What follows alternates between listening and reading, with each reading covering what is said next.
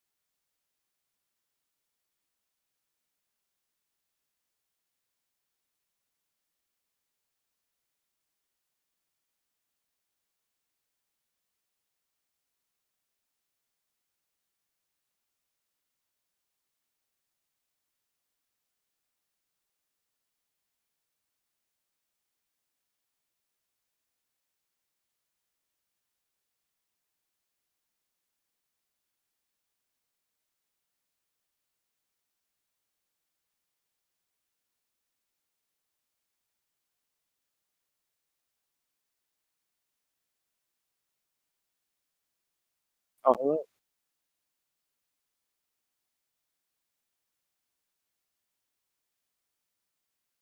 Pretty it's alright. I'll mute myself again.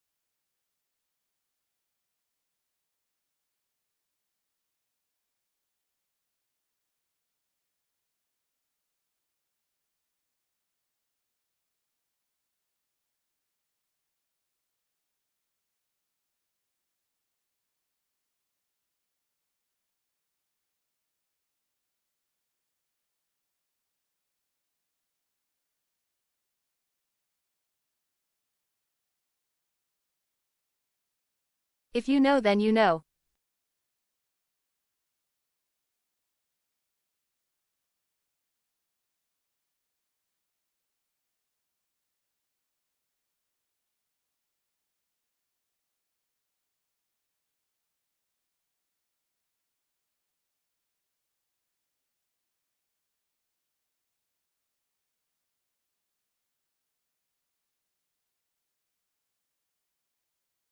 Apparently I don't. Seems you don't know.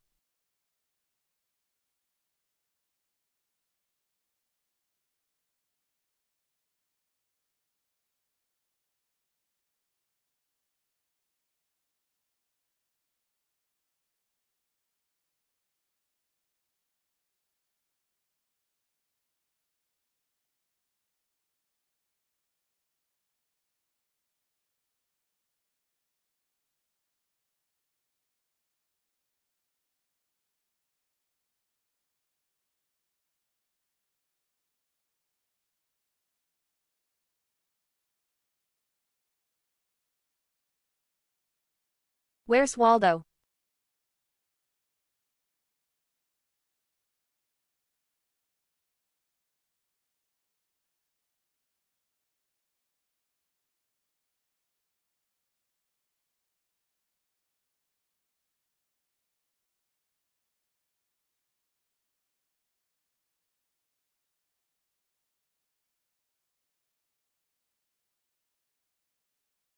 Oh hi KBP.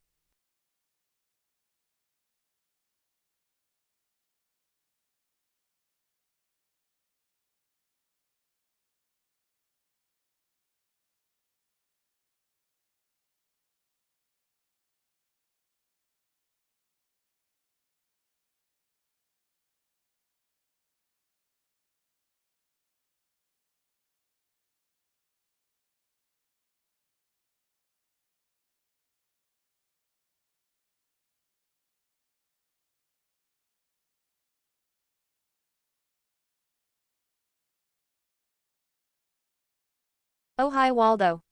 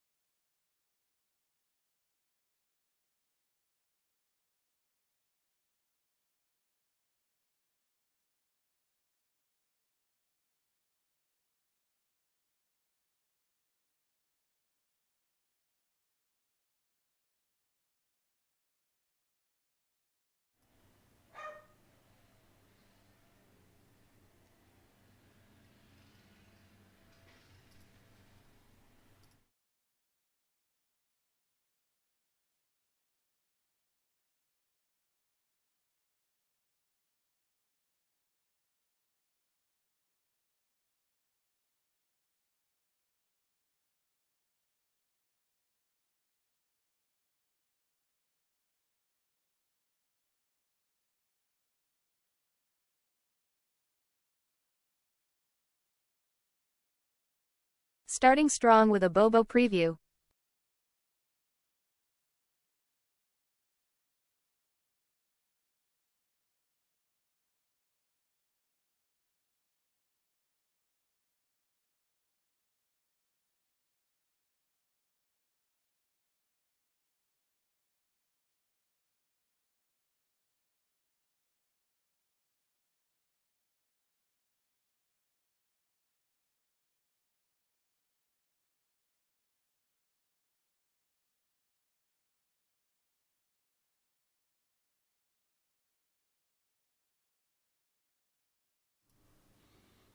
Oh, hi. Hello. How you doing? My name is Waldo, and I'm here to feel the politics with you. How's everybody doing today? Whew. I'm running a little bit late. Thomas is here also, so feel free to say Hi. hello, Thomas. He's in the voice chat with me. I'm running a little bit late today. We had an extra witch at the coven that lives downstairs from me today. The power of many. We had one more of them than usual today, so we had to be cordial towards her, I suppose. So, but they have the entire coven that lives downstairs from me has left, and you won't hear them cackling today, as you do sometimes in other videos. If you ever hear them in the background cackling, it's because there's a witch coven that lives downstairs from me. But they're gone for the moment, which makes the bark boys go crazy. The doggies are just going nuts. They are barking at everything. Thomas. They are trying to attack the flower beds. They are doing all the things. They are making a mess. And then Bobo howls when he is left behind. He very much has that whole separation anxiety thing that little dogs have. That's why you old ladies have little dogs, is because they act like babies. And so he does that. And so Bobo might be howling this morning. So if you hear him howling, that's all it is. He's fine. He's not sad. He's just being a brat. Anyway, how are you? I'm all right. Good. How's everybody doing today? Yeah, it's nice. It's good. It's not too hot today. It's sunny, and it might heat up later, but it might not be too bad. Let me fix my hair real quick. That's better. Because I didn't prep I did prep something, and I want to show it to you because I've got a new project involved. So let me get through the intro. So if you're watching, hop into chat. Tell us what you're feeling. Tell us what you're thinking. Do the exclamation point TTS if you've got a banger, if you've got something good that you want to interrupt a chat with. Then if you want to participate, you can go to the Discord server right there. Hop in there. Go to the Discord, and you can argue with me. You can argue with Thomas. You can argue with anybody that's there in chat, and sometimes we'll respond to you. The disclaimer. Yes. Okay, so this tickles me. Insert zinger here. Yes. KBP's just inserted a zinger on the start screen.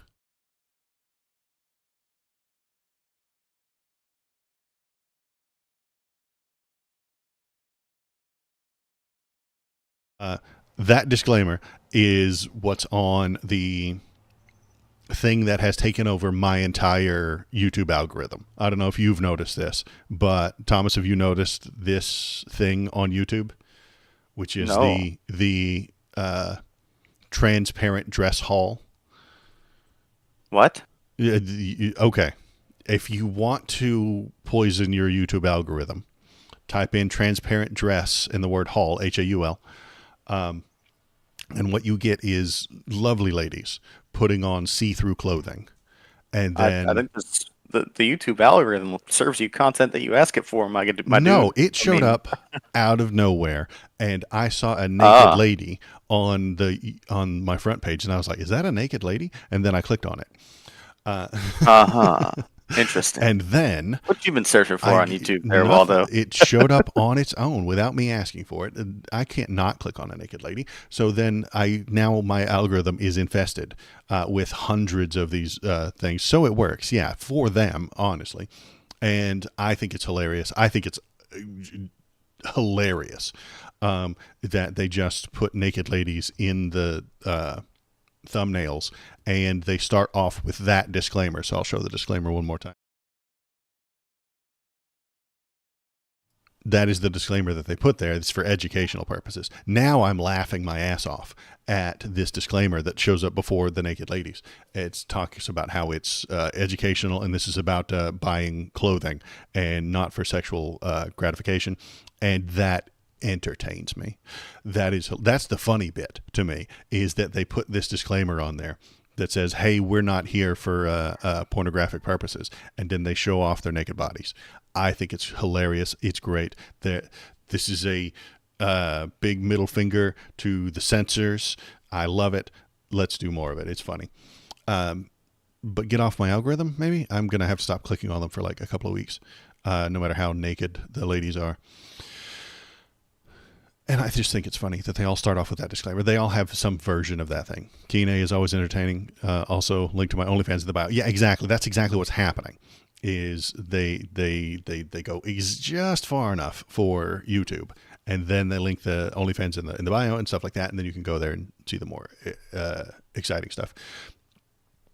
It makes me laugh when they start off with that disclaimer, and they all have their own version of it. I just copy pasted. I just snipped that from one of the people because I think it's funny. So I might leave that up there, but I might not. I don't know. If you know, you know.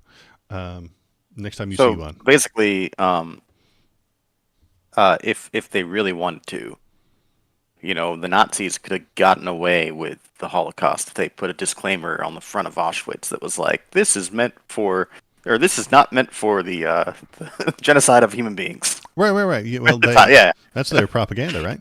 So maybe that disclaimer is simply propaganda.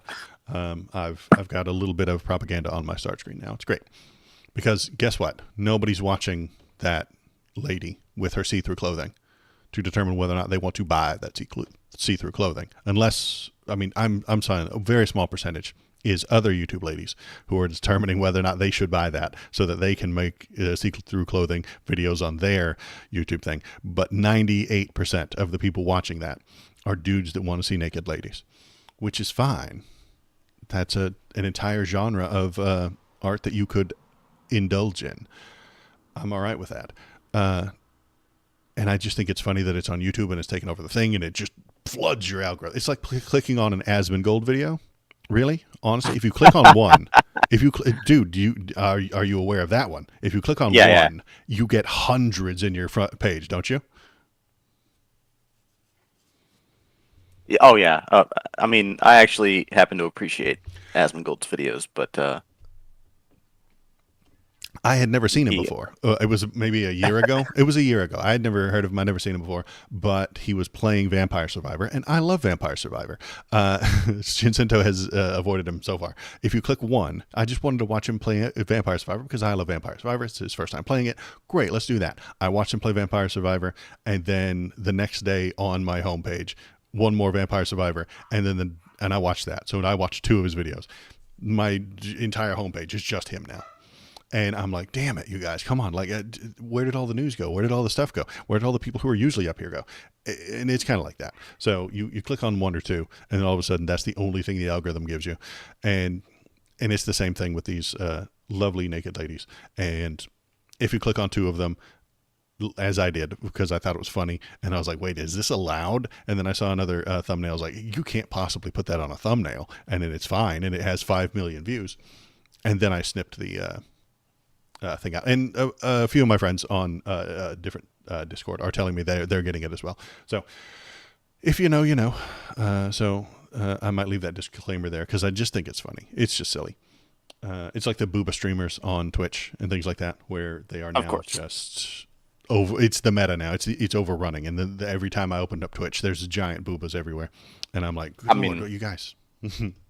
Waldo hot tub stream when? I'm upstairs. I don't think I could get a hot tub up here. I'm on the second floor. It would be a mess. There's carpet in this room. This is not a good room for water, aquatic exploration. I'd have to move the entire rig toward the back porch, but even then, it's all connected to my desktop, so it wouldn't work very well. I don't think there's much chance of that happening. The fans will be crushed. I know. The fans will be sad and miserable that they won't see me without a shirt on. But I shouldn't. I said this on Wednesday. I shouldn't take my shirt off anyway because the cops show up.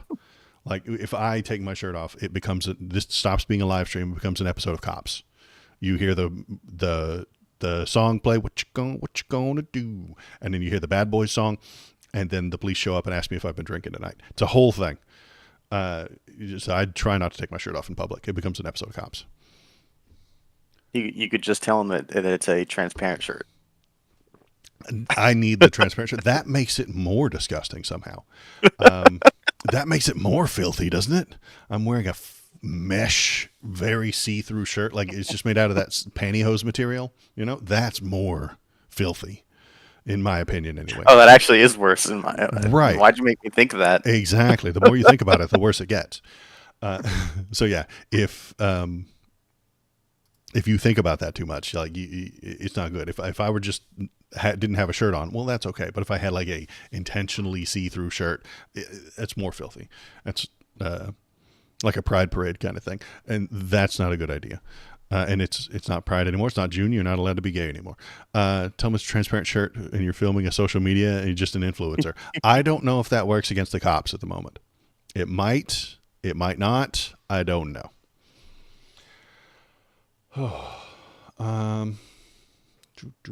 What are we doing? Oh yeah, it's Saturday. Thomas is here. We're going to talk about the news and the politics and all that fun stuff.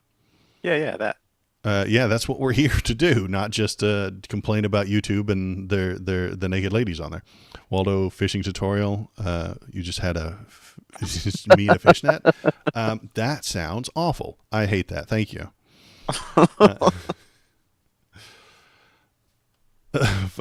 Fireside chat. Is that what we're calling them? We're so sidetracked right now. I know we are super sidetracked. We're never getting this train back on the rails.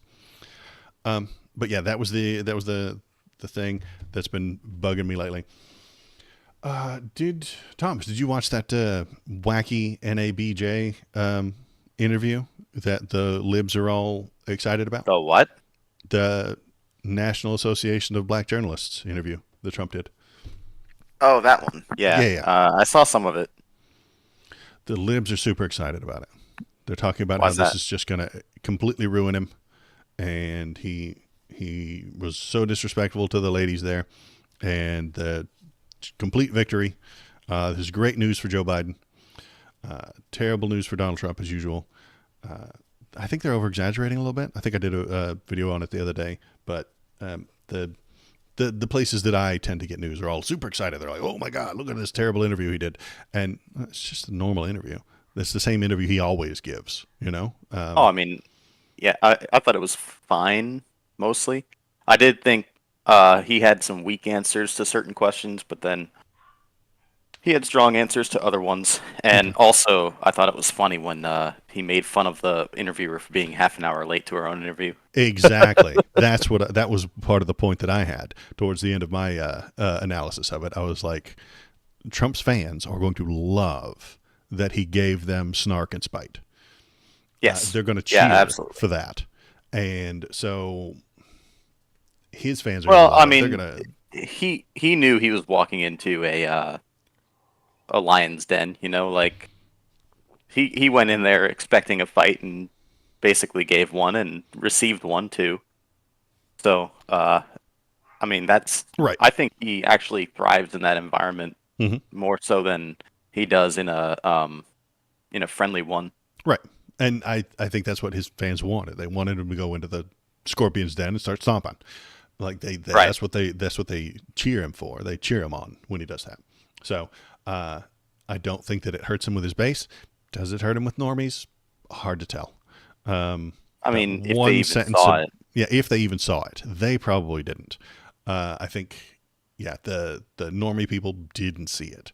And if they did, it was a couple of little snippets on Fox or on Twitter or something like that, where because the big one is that he said Kamala turned black. I think that's hilarious.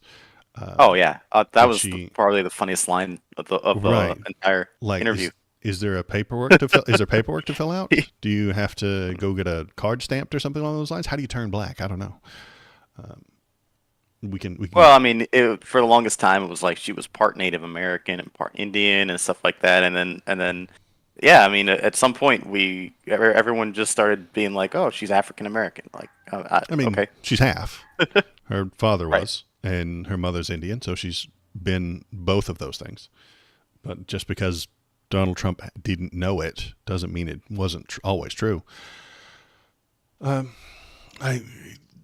going to run around on that, and she's going to claim that he's racist, and everybody on his side is going to say, no, we're not. The right wing kind of went a little nuts trying to prove that she's not black, which I don't think the normies are going to like.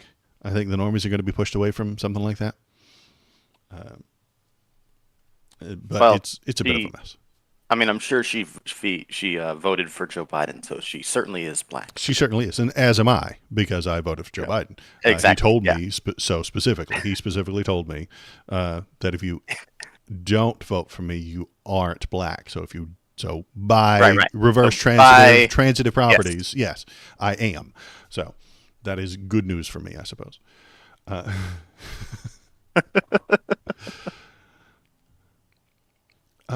So then, after that happened, I started reading people's comments and stuff like that, and started looking around the internet, and I came across an idea that I had never heard before. Some random commenter mentioned something that was interesting to me. There is a dog biting my toes. One sec.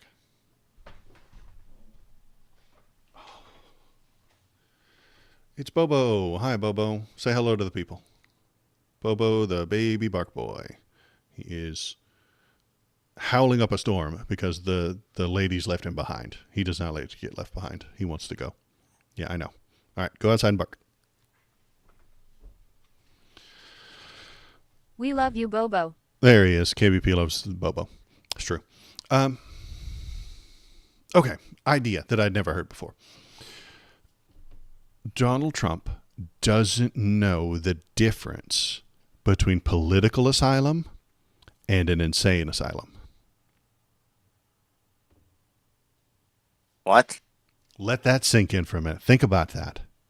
He doesn't know the difference between political asylum, which is what the people at the southern border are claiming, and an insane asylum. What? The only time he's heard the word asylum is when it compares to insane.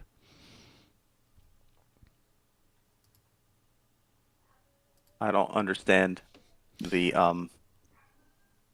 Okay, follow me on this train of thought then. About 10 years ago or so, he heard about the thousands of asylum seekers at the southern border. Okay. He, being a very dumb guy, has never heard of political asylum. So he's unfamiliar with the term. He doesn't know what it means. He then digs through his brain, and connects the word asylum to the only place he's ever heard it, insane asylums. So how would he act? Well, if he thought that there were thousands of people at the southern border who have escaped their insane asylum to come into the country, he would tell us, he would complain about all the mental institutions that have emptied their patients onto the border. It would explain why he talks in every speech he has, how there's no evidence for it, but he complains and says that, let me get the quote up here. Oh, hang on. Where are you? You're over here. You're over here. And we'll put that on the webcam screen. And we'll bring up the webcam. Nope. Where are you? Turn off game capture. I would be better at this by now. Come on, button. Turn on the window capture. Then we go to this right here, where he says, I'm going to read the Trump quote. There was a story recently about a psychologist or psychiatrist, but a psychologist who worked in mental wards in South America. And he said, I worked 24, a good man. He worked for 24 hours a day, taking care of the mentally ill people. And he was sitting there reading a newspaper, and they asked him, what are you doing? He said, I have no more work. The people have all been let go into the United States. Can you believe this? This is what we're doing. That is a Trump quote. Rambling insanity, I know. But he really does believe that South America and Mexico have released anyone they can from mental institutions and told them to come to the United States. He makes the same claim about the prisons, though, too. Right, he makes the same claims about the prisons. So, I agree. There's no evidence for either one of those things being true. He made it up. And I think he made it up. I'm positing the idea that he made it up because he doesn't know what the word political asylum meant. Oh, I don't think that's what that is at all. It's pure fiction. He made it up. It's a delusion that he then spreads to people in his speeches as a fact, as a truth, to cause them to fear these mental institutions, these people. Be afraid of the invasions of the mentally ill, the criminals that are coming across the border to rob you and steal your jobs. He misunderstands. He creates a delusion, and then he spreads the fear. That is my new working project, my new thought. I talked about that fear index thing that I put together one time a while ago. Yeah. It didn't make any sense. And I rewatched it and thought, it didn't make any sense. This makes more sense. I think this is the Republican thought process. Misunderstand, delusion, fear. This is how they create these things. And I've got like 8 or 9 situations where I think it fits, where their actual talking points, their policy, their programs fit within this MDF is what I'm calling it. So if you've got an idea about it in chat, hop in, tell me what you're thinking. Go to the Discord, tell me what you're thinking, tell me what you're feeling about it. And this is what I'm going to push to you today. Let's see. If you believe Jesse Waters, you're trans, you vote for Harris. Yeah, Jesse Waters said something stupid. He was trying to be funny, but it falls maybe into that category. Makes sense. He always rants about having crazy people being sent over the border. Right, that's why he's complaining about it, KPP. I think he's complaining about it because he doesn't know what the word asylum means. He misunderstands it. He talks about it in every speech. So I've created a... Where are you? Google Doc. Plop. We'll put it up on the webcam screen. Bam! Google Doc. Misunderstanding, delusion, fear. We're going to put him into there. He misunderstands political asylum seekers. His delusion is that from insane asylums and mental institutions and prisons sent to America with the purpose to harm us. And the fear is what he spreads to the people. The invasion of mentally ill criminals are going to rob you and take all your jobs and vote for Democrats and steal all your votes. That is the thought process. I don't think so. No, is that not a description of what I'm seeing him push? Well, it's not just the crazy people, right? That claims are coming over. So he's suggesting that South American countries are sending people that they don't want in their country to us. Mm-hmm. That is what he said. Probably not true. Right. There's no evidence for it. If there was, I would look at it and we could weigh it and determine how true it is. But so it's a delusion that he has. So he misunderstands. Then in his own mind, he creates a delusion, a story, a fiction to tell people. Just like that guy reading the newspaper at the insane asylum who said, "I don't have any work I'm not to do." contending with anything other than the idea that it's from a misunderstanding. From his point of view, it's not even a misunderstanding. It's just either he made it up or he has information that we don't have. I'm not sure what I would call that, but I certainly wouldn't call it misunderstanding. How could it not be misunderstanding? Either he's got information that he doesn't let us know, and no one else can find. I mean, your point of contention was that he doesn't understand the difference between political and insane asylum. Right, he doesn't. That's my guesstimate on why he keeps talking about the mental institutions being emptied. Elite. If a mental institution... certainly elite. Shinsinto has it right. It's not a misunderstanding. It's just fear-mongering. Well, the fear-mongering comes later. Step 1 is him misunderstanding, creating the delusion, and then creating the fear. It's a 3-step process, I think. I think he doesn't understand what political asylum is or why anyone would do it. And in his brain, he creates a reason for it to happen or a fiction about how it happens. The man reading the paper asked what you're doing. He said, "I have no more work. The people have all been let go into the United States." No one can figure out what the hell he's talking about. There is no explanation. The campaign was unable to provide an evidence for the existence of a news story about a no longer busy doctor at South American Mental Institution. He invented it. It is pure fiction. He created a delusion that he now spreads to the people. So he misunderstands. He creates a delusion of that guy reading the paper, having no work to do, and that causes fear. That's the fear-mongering in the people that he wants to vote for him. That's the 3-step process that he took. And sometimes the misunderstanding might not even be his fault. Because you know what else I'm going to put I on don't think this it's there thing? in the first place. Climate change. But Does he that's- understand climate change? I don't know. Probably not. Probably not. So he misunderstands climate change. Then, because he misunderstands it, he creates stories and fictions Well, hold on. and Before we move on delusions past inside the his own head. asylum and illegal immigration and whatnot, Mhm. the fact is that there are a lot of people coming over our border, and Yes, there are. also, That's why I put illegal immigration down here too. right, and also, most of the people that make asylum claims are not making valid claims, but there They might are not be. organizations in the United States of lawyers and nonprofits and whatnot that will coach people on what to say so that they can get extensions and be allowed to stay here for asylum and whatnot. And those guys, they got to be stopped.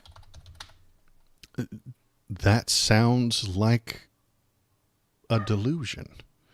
Oh no, it's real. Well, okay, it's real. It happens.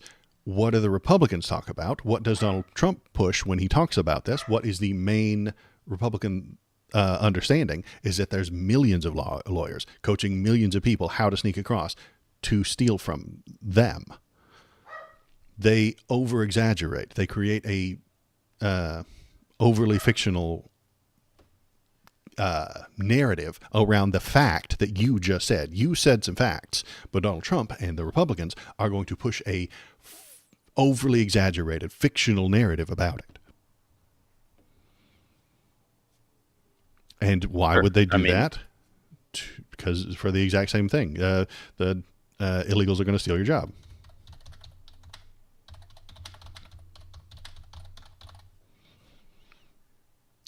Illegal immigration is a thing that exists. I agree. Republicans misunderstand it. They misunderstand why it happens, how it gets there, and why anybody would do such a thing. And they create delusions around more of it. like one of those catchy slogans. They took our jobs is one thing, but I mean that hits a little bit harder than labor is a commodity, and if you increase the supply of it, the value of it goes down. Sure, you're talking about real things that could be discussed. Yes, but no, there's no political slogan that on either side that hits exactly the talking point without being over exaggerated or Dumbing it down. Dumbing it down. I mean, I can respect it if it's dumbing it down, but I think that from talking to actual conservatives in real life, they have a lot of delusions about illegal immigration. I think Donald Trump has delusions about it. He talked about 20 million, maybe more, people being here illegal. And they're pouring across the border, and they're all voting. Well, they vote for Democrats, according to him. Do we think that that's true? Do you think that's true? I don't think it's true at all. I mean, their kids do. That's because their kids are Americans.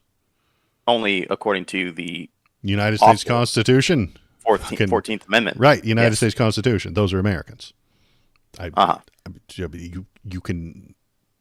We've agreed on if we want we've agreed on how trash the 14th Amendment is in the past. It has problems, but it is still a part of the United States Constitution, and it is still legally binding. Those kids are Americans, and I support that idea.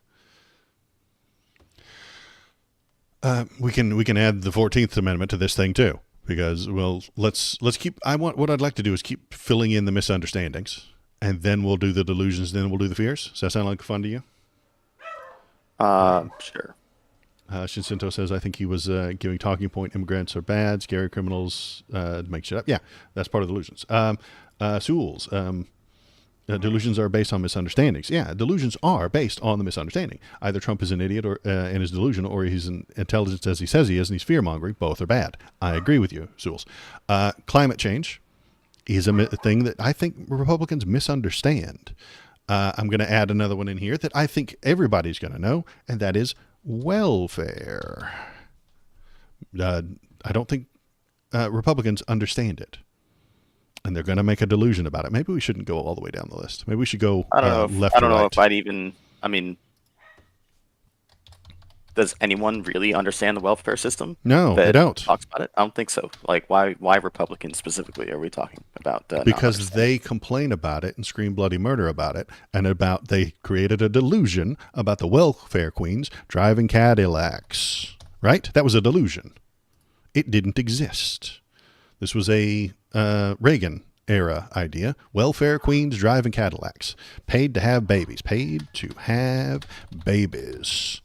This is a delusion that did not exist. Sometimes it's a delusion. I don't know It's if a it is. delusion, man. It didn't Have you been to exist. a Section 8 housing zone before? Yes, and The they're cars all are nicer than poor. the houses. No, they're not. Well, if they are, it's because they're bad with money. But these are not rich people. These are poor people. These are people in poverty. They are not gaming the system. They are not making more from having all these kids than they would be by working. They're not tricking honest people out of their taxes. It's a delusion. The welfare queens driving Cadillacs, paid to have babies, was a delusion. And the fear is that they are stealing your tax money. So this is an old version. Republicans and misunderstand welfare. They create a delusion of the welfare queens driving Cadillacs, and the fear is stealing your tax money. This is the thought process. This is what happened, right? Ronald Reagan said, didn't like welfare. He never liked anything about that or Social Security or anything like that. He didn't like these things. So he created this delusion. Either he misunderstood it, like Jules is saying, or he intentionally misunderstood it and intentionally manipulated it to give people the delusion and then give them the fear. I don't even think that this is like relevant. I just don't want to pay for these people. I don't know what the fuck you're talking about. What I'm talking about is their messaging, their borderline propaganda. I'm taking what exists, and then I'm taking what they say exists, finding that it is incorrect or delusional or absolutely not in line with what exists. And then why do they do that?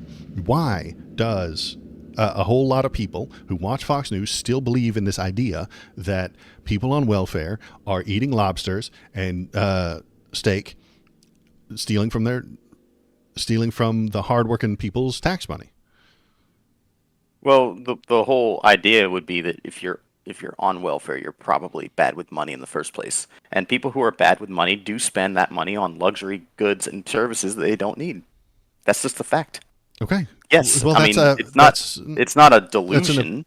That's what they do, which is how this idea comes about. And so if you're bad with money, and if you're spending it on a ton of unnecessary things, and also receiving welfare, of course people don't want to pay for that. Okay, so I don't saying think that they're queens is the delusion, right? It's an exaggeration. It's an exaggeration, certainly. Also, but I mean, it doesn't exist. It's give me exaggerated. A break, it's like an exaggeration that exists. You're suggesting that this doesn't happen is absurd. I'm suggesting it that absolutely it does. It does by nature. And a delusion. I'm saying that it's an exaggeration. It's maybe an exaggeration. Okay. And if you exaggerate a thing that you've never seen and someone told you, I think delusion is the right word for it. I'm not saying that there aren't bad people with money. I'm not suggesting that everyone is great with all the people on welfare are super good people. I'm saying that I'm not suggesting they're bad people. I'm just suggesting they're bad with their money. They're bad with their money because they're poor, or because they're poorly educated, or because they can't get out of bad with money, or they can't get a good job and they can't get education and they fail at education because they're incapable of paying for a good education, or they're incapable of getting an education. There's 1,000 reasons. And if you want to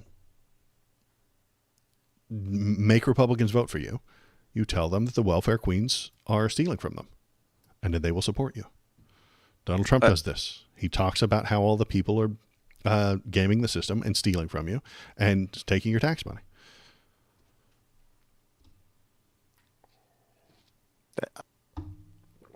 I mean, I think we have a fundamental disagreement on the reality of the situation. I mean, So there's a misunderstanding somewhere.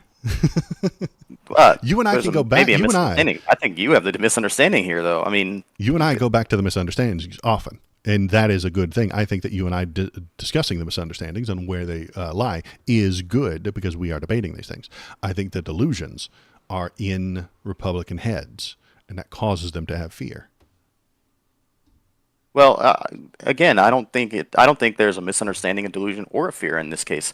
It's look, people who are on welfare are terrible with their money, and also I don't want to pay for them. It's not a fear of them stealing my tax money. It's how about I don't pay so much fucking taxes, and maybe people can get better with their money. I don't even agree with the idea that there's such limited opportunity right now. Like, I mean, who doesn't have the opportunity to go to public schools? I went to public schools. Right, and they suck. Republicans have been removing their funding for decades to make them suck. They've been attacking teachers' unions because they want public school to suck ass. This might be mine then. This is the Waldo one. The public education. Oh, Jesus. How did you spell that? Because I don't actually type. Also, there is a microphone in between me and the keyboard, so I can't see it. And I don't type properly. Also, I just kind of fling my hands at the keyboard and let the spell checker work. Public education. Maybe I have a delusion about that. You would be willing, I would be acceptant of you telling me that I have this one. But I think Republicans have been removing their funding, making them suck ass on purpose, intentionally, willingly, so that they can push private schools. Republicans love private school, man. They love those vouchers. They love those fucking pay to go to elementary school plans because they want it to be for profit. They want that money, baby. Every private school in the world wants that government dosh. They want it. They want it real bad. And the way they get it is by convincing a Republican politician to remove funding from the public school and give it to the private school somehow, either through vouchers or through funding programs or through some sort of tuition program. That is why they do it. I mean, our education system has things about it that suck, for sure. I think probably one of the worst policies of all time regarding education is the No Child Left Behind policy. But, I mean, I think you are engaging in conspiracy theories right now about how people want education to be done.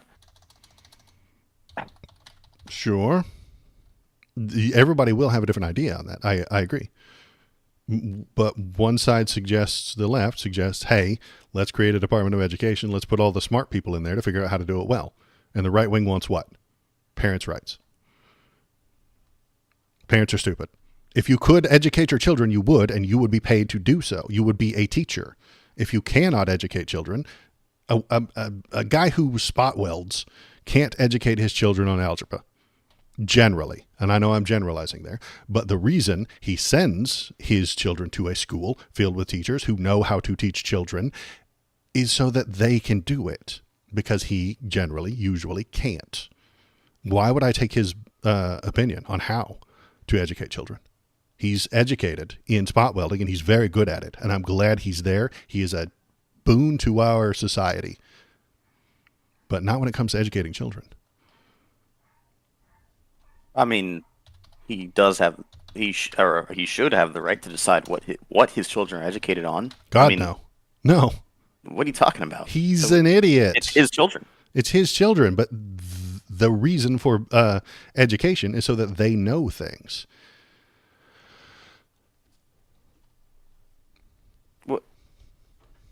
he doesn't know how to educate children. I've invented this fake person, this hypothetical of a man who is very good at welding. That's his job. He's good at it. He's paid to do so.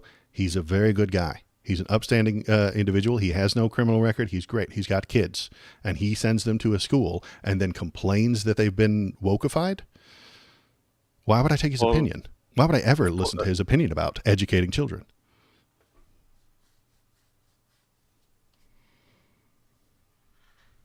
Let's flip it around for a second. Sure. Suppose for a moment that schools were actively pushing topics like American exceptionalism and expansionism and whatnot, and you were not okay with that. Did the education department filled with college-educated people come to that conclusion as this is the way to teach children? Sure. Great. Then that's what we should teach children.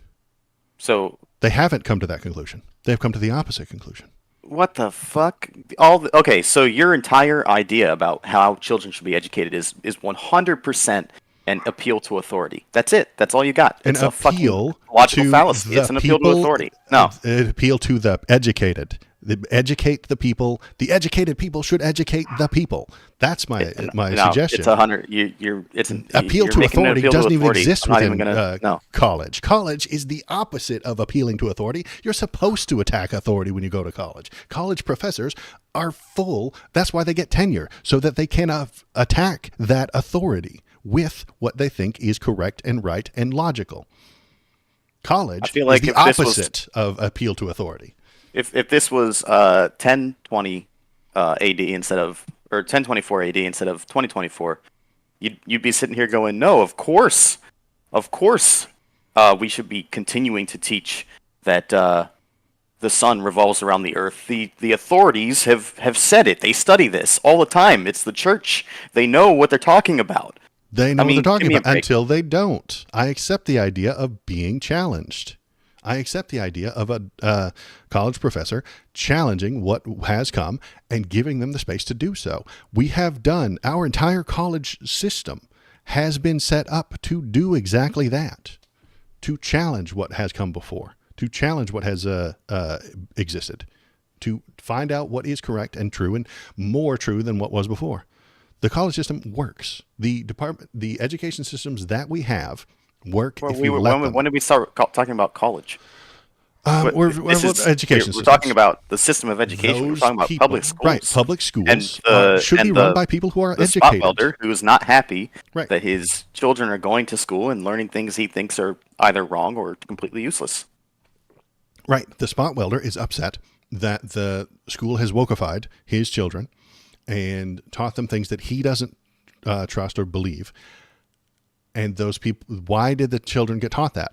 Because that's what the Department of Education has come up with. Why did the Department of Education come up with that? Because they're filled with college people who are studying they're politically how to motivated, educate or people. maybe, any number of reasons why they could have come up with it.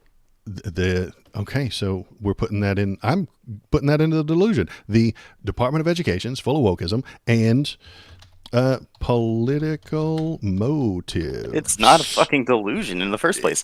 In the first place, are you kidding me? Every time that a Republican's in office and the Department of Education gets turned over, what's the first thing that Democrats oppose or accuse Republicans of? Oh, religious indoctrination. Exactly. Political motivation, indoctrination, toward money, motivation, everything. Why do you think that they wouldn't be the same way in the opposite direction? It's not a delusion. It's just what it is.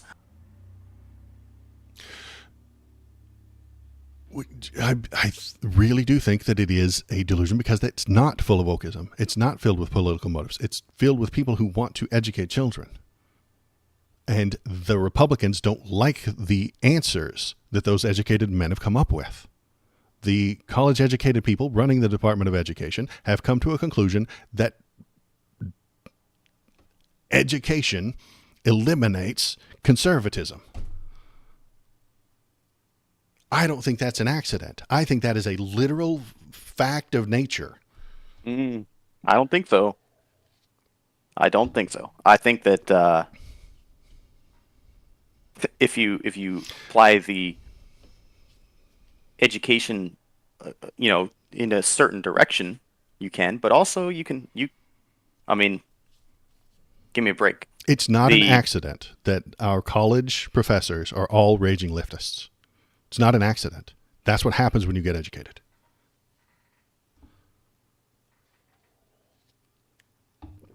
No, Yes, no, you it's move it's just left. not. I mean, if the people who are the educators are on the left, of course, then when you get educated by them, you move left. Duh. I'm suggesting that education moves you left, not the I don't think. educators. No, Education no. It's itself not the is the accumulation. reason that they do that. The It's accumulation of unavoidable. knowledge does not move you to the left. It I'm sorry, it just does. doesn't. I think that the evidence suggests that it does. I think that the are a vast majority of college professors left leaning. Probably. Okay, and you think that that's I wouldn't because say vast majority. I would say a vast majority, but okay. We're talking like a 60-70% type deal, Okay, not 99%. Okay. 70. Well, let's make up a number. 65. I'm Sure. okay with that number. I'm making this number up on the spot. 65% of statistics are actually made up right on the spot. So we're going to match that and say that 65% of the college professors are left leaning. I'm telling you that's because education moves you to the left.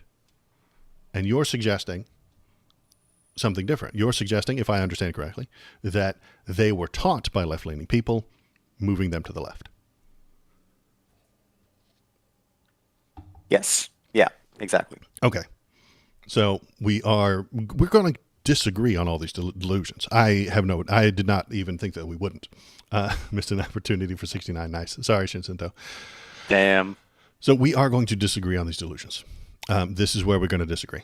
These on the left, the misunderstandings, are, I think, the issues almost. And then the delusions are the positions that each side holds.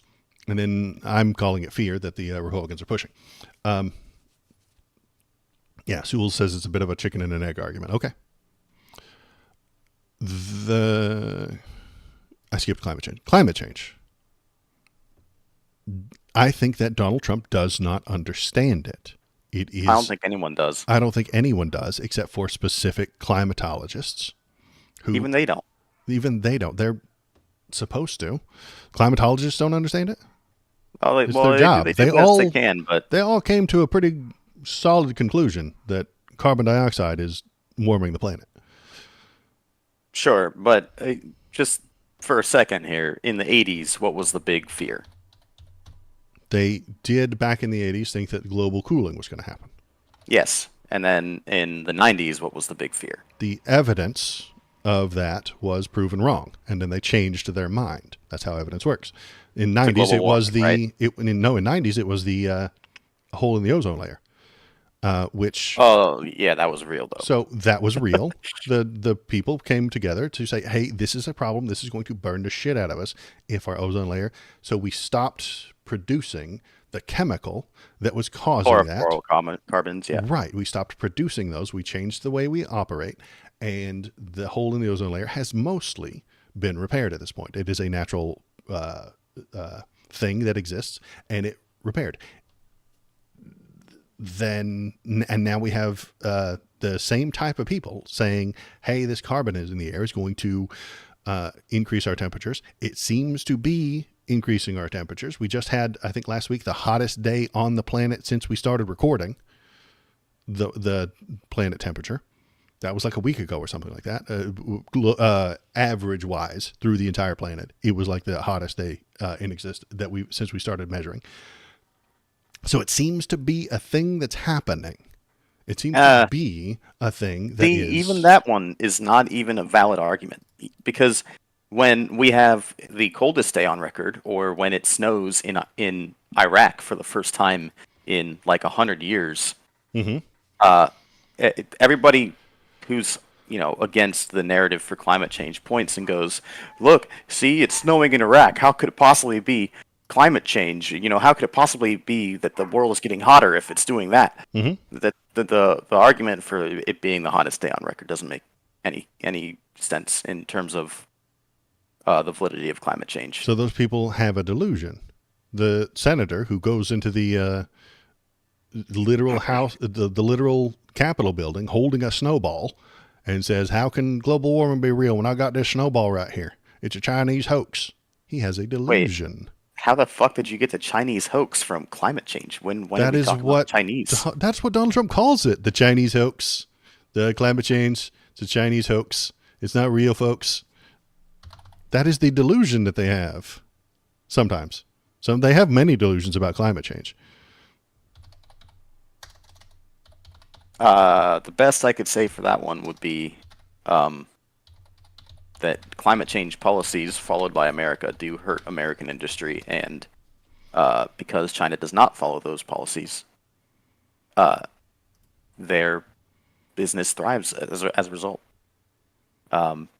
Economic reason, fine. So that's a delusion. He's calling it a hoax. It's not. It's not a hoax.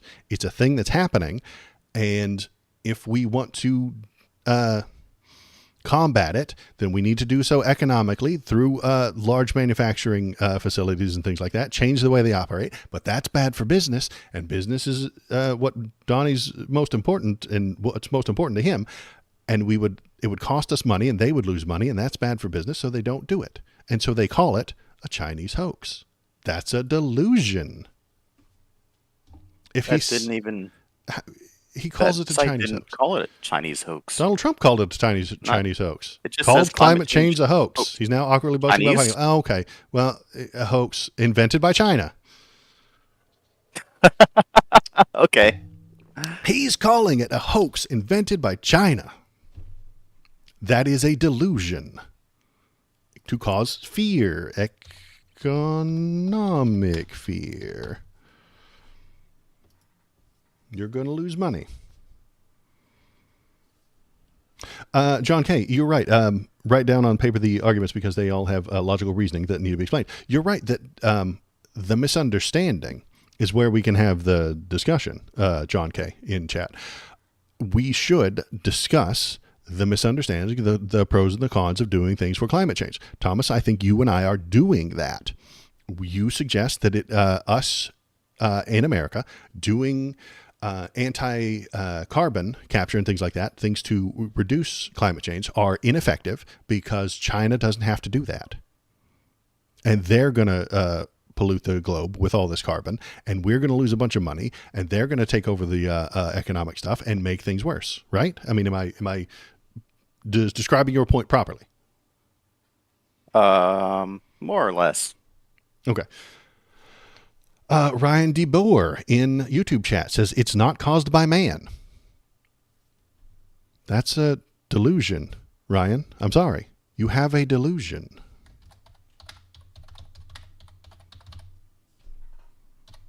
I don't think we have enough evidence to say whether it is or not, actually. I think that's blatantly obvious. The climate scientists have suggested that it is because of our large carbon emissions created by people.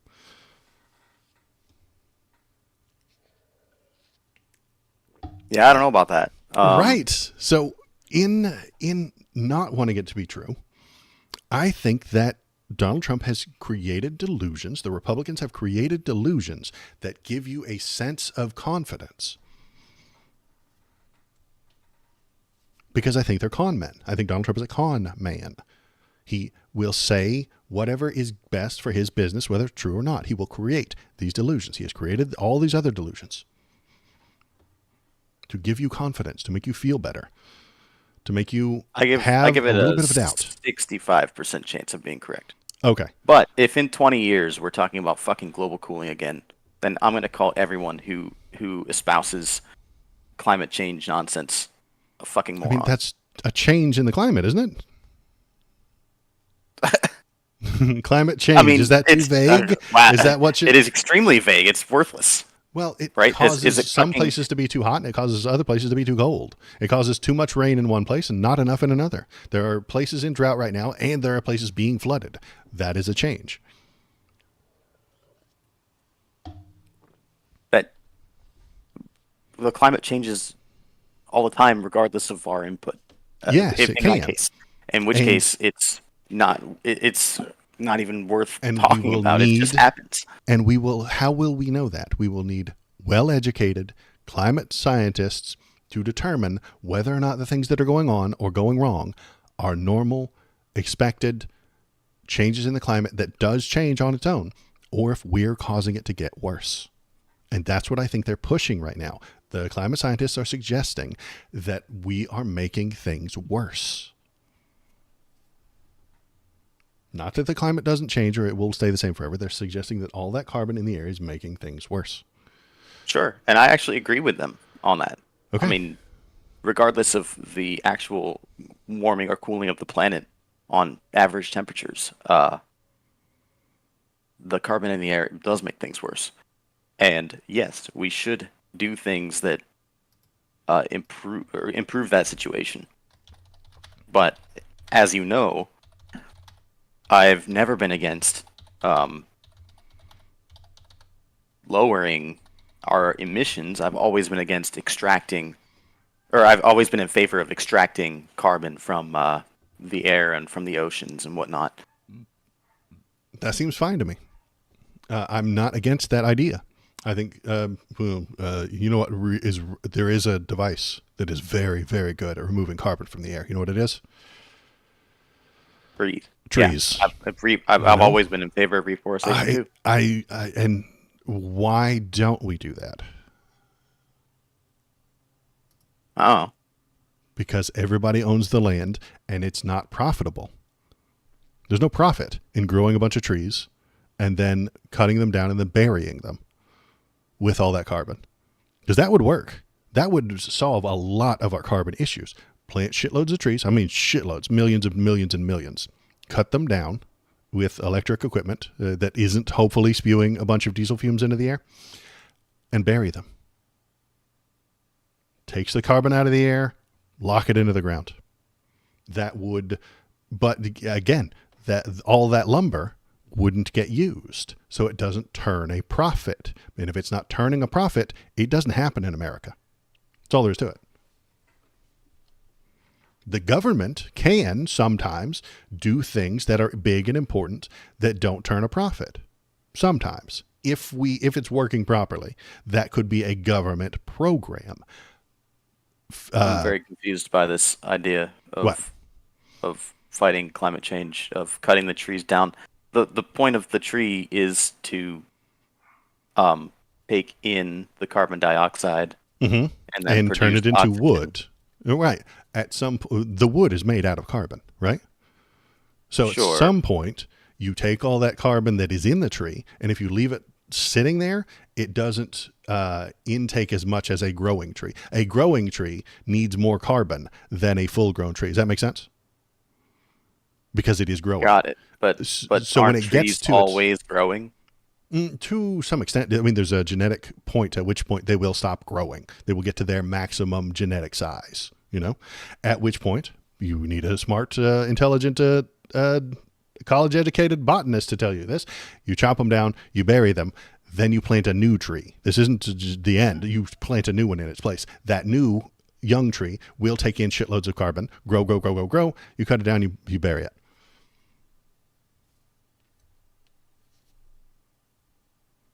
They're all producing What? oxygen. What? What do you mean, what? I actually have to look into this now. Have you ever been to the redwood forests in California? Yeah, I've got some photos of me standing under the tree that you can drive through. You can't really drive through it, but if you've got a small car, you can drive through it. Not an American car these days, but it's a different object. But yes, I've been to the redwoods. I mean, the trees there are fucking enormous. Yes, they are. And it's because they were left alone for the longest time. Do those trees take in more or less carbon dioxide than a new tree that's maybe a year old? If it's the same species of redwood, the new tree will be gobbling up as much carbon as it can to grow in size. And that takes a very long time. Once they're up and running and they get to a full size, at some point those trees kind of stop growing.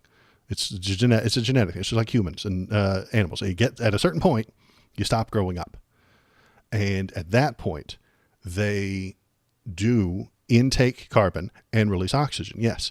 But I would suspect, and this is just me rambling off the top of my head, which almost makes sense, that they would take in less carbon than one tree that is currently in the midst of growing during its growth spurts. You know what I mean? It's like teenagers who eat a shitload of food, right? They take in a shitload of calories.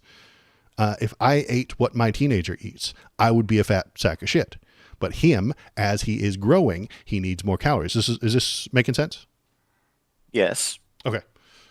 I don't know. It's something I have to look into. It's a point of curiosity for me, not a point of contention. Okay. So, also, I am not a botanist. I am not a lawyer. I am not anything. I am just a goober on the internet who thinks about things too much. And at which point, we could systematically, you put someone in charge of this idea, you plant them, you raise them until their maximum height, remove them, cut them down, hopefully without spewing a whole bunch of diesel fumes. Then you bury them and you plant new ones. Those new ones would be like the teenager gobbling up all the calories. And then when they're done growing, you chop them down, you bury them too, and you do it again. This would remove all the carbon. But you're spending time and energy and people power planting the things, growing the things, water for them. Then the people have to be paid to cut them down. They're not going to do that for free. The equipment has to be bought. The equipment has to be maintained. This is all money stuff. That system works in logging because you're selling the wood, right? So that is why logging is an acceptable business practice. You sell the wood at the end and you make a profit off of that wood, and then you buy new chainsaws and you pay the people to cut down the trees. It's a whole system. But if I don't understand why if you're not selling the wood. Another thing that I don't understand, why wouldn't you just use the wood? Does cutting the wood release the carbon back into the air? No, burning the wood, turning the wood into trash would release it into burning the air. it. Okay, I get that, but like when you use it to, like, I don't know, build a house or a desk or something like that, why couldn't we just use the wood? On my scale, we would have too much wood. And if I were in charge of this program, it would be so large that there would be an influx of wood product, That'd be phenomenal, actually. Okay, that drives the price down, sure. The wood industry would not like it, but yes, the price would go down so low. It would go down so low. But instead of having to pay, $8 for a nice 2x4 at Home Depot, it might be, 30 cents. It'd be amazing. And what do you do when we have enough? I'm suggesting we would get past the necessary amount of wood that we need. We are now in over abundance. We have an overabundance of that wood. What happens to it? It sits around. It goes into a landfill. It gets trashed. You buy some and then throw it away when you're done with it. It becomes if it goes into a landfill, maybe it would also be the same as burying it. But the worst case scenario would be that you burn it or you send it to some sort of incineration. Well, right. You just make it so you can't burn it. Right. Like, so, make it. Yeah, housing goes down. I think this is a good idea. I know that, and maybe there's a way to use all that wood properly. But again, the logging industry does not want this. The people who are in charge of this do not want it. They would see this. What would they call this? If I brought this plan out on a presidential stage, the entire logging industry would be saying that I'm socializing or publicizing their industry. I'm attacking them. I'm harming their profits. I'm harming their business. Well, if you could get everyone on board with the idea, then the only thing that would be really fought over between Republicans and Democrats is how the funding is achieved, right? Where the logging industry freaks out and Democrats would be like, tough shit, we're going to have public workers do this. Right.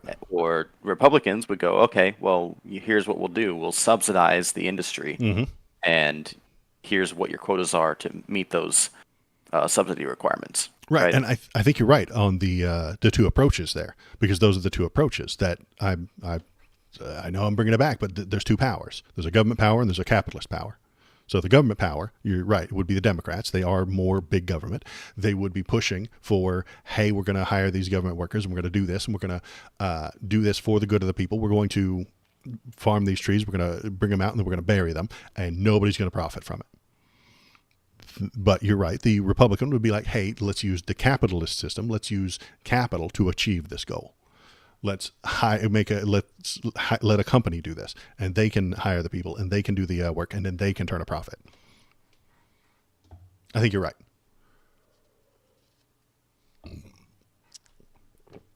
Sules says, sorry, getting on, going into chats. I like your theory, and I thought the thought process, the actual foliage does a ton of CO2 filtering. Plant more, cut down less.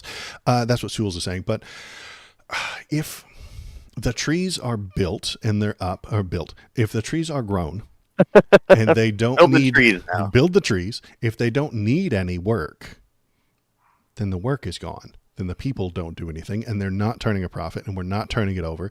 And it just becomes land that is forest. Capitalism doesn't like that because now it's not turning a profit. That has to be government land. I mean, large swaths of trees that are left alone aren't good for business usually. I mean, there's no way to turn a profit off of that, which is why I think that the profit-seeking motive will step on us, and that's what makes me worry. It's why I doubt profit-seeking motive, but that's because I'm a socialist. So, Shinsinto, unelected, unqualified, Nancy DeVos, sure. No, he's correct when tailed deer and their giant smokestacks are polluting our air. Okay. And building materials will be cheaper. Okay. So thanks for hopping into chat. Thanks, everybody. Sorry I'm not paying too much attention to it today. But if you've got a really good zinger, a really good important thing to chip into the conversation, do the exclamation TTS on Twitch, but not on YouTube because YouTube doesn't like it. Okay. I think we ran this one to the ground. I think there are issues and places that we can discuss this and good ideas that could happen. Where the hell did we leave off? I'm not being charitable on this one, on this document. I recognize that. Which is why I fight you on everything. Yeah, which is why you're fighting me on everything, because I'm not being charitable. I don't doubt that. What is the next one? Ooh, here we go. These are just the ones I came up off the top of my head. If you have one to add, I would accept it. Gender transition. I'm suggesting that Republicans do not comprehend it. They misunderstand it. And then they create delusions.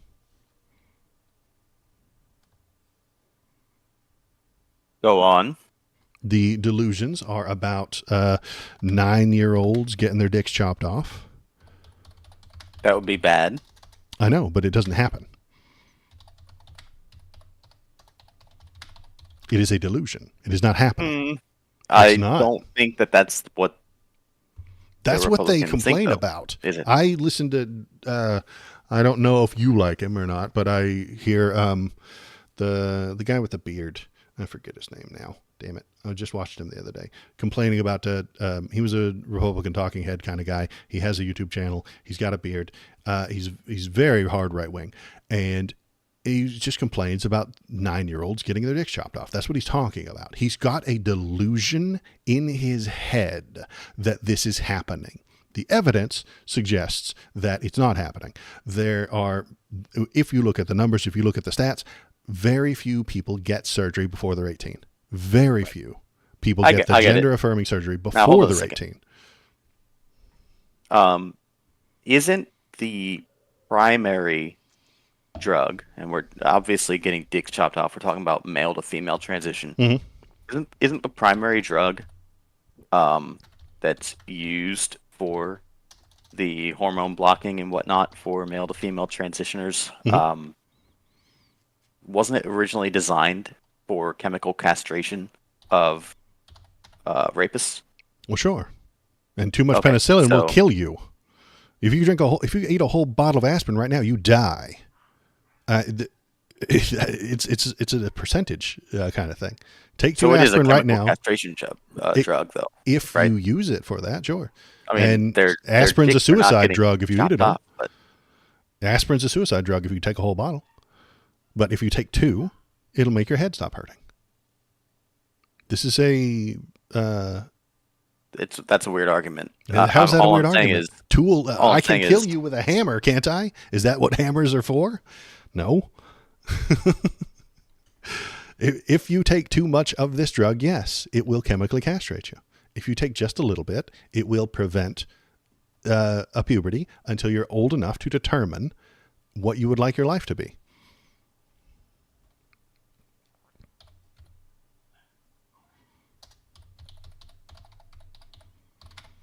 The chemicals that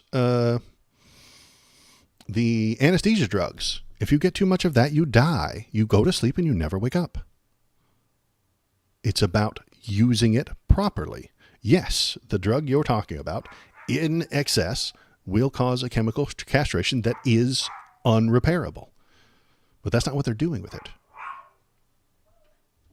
well, then That is a delusion that he is pushing to you.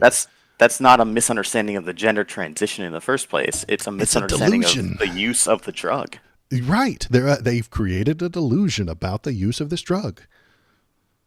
They misunderstand what the doctor is doing with it, and they have created a delusion that is they're using it to chemically castrate our kids. They're coming for us, folks. They're chemically castrating the kids, and they're everything that they're pushing out is The intended. model still just doesn't work because the misunderstanding wouldn't be on the use. It wouldn't be on gender transition itself. It'd be on the use of the drug that's used for it. That's the what misunderstanding. That's not a delusion. I think it is. The drug itself is. It's not a delusion that drug itself is used for chemical castration. Yes, that's not delusional. The It's true. delusion is what they're telling you that's happening with it. Gender transition is a thing that the doctor wants to do, and then Alex Jones tells you a fact that they're doing it. This is the chemical they use to castrate people. He's creating a delusion to induce fear in his audience, in the people who hear him. He wants them to be afraid that the children are being castrated. And you could make that argument. One of the yes. other delusions is that someone else is choosing children's gender. Someone else is choosing it. Okay. So yeah. So go ahead, Thomas. Sorry, I got distracted by that text to speech and completely just lost my train of thought. Okay. One of the other delusions is that someone else is choosing children's gender. I don't know what to say about that, actually. Someone else, that the school is grooming them into this. That you go to, you and I talk about this on occasion about the schools and the teachers and whether or not they support these ideas and changing someone's pronouns while at school, something along those lines. The delusion is that the children didn't choose this and the teachers are forcing it upon them. To be woke, or that the liberal parents are forcing transition onto their kids so that they can have this, get all the woke points in the new Chinese adopted system of moral points or whatever the hell it was called. I forget what it was called. I've read that people online have said, hey, the liberals are forcing this on their children so that they can get more woke points. That's a delusion.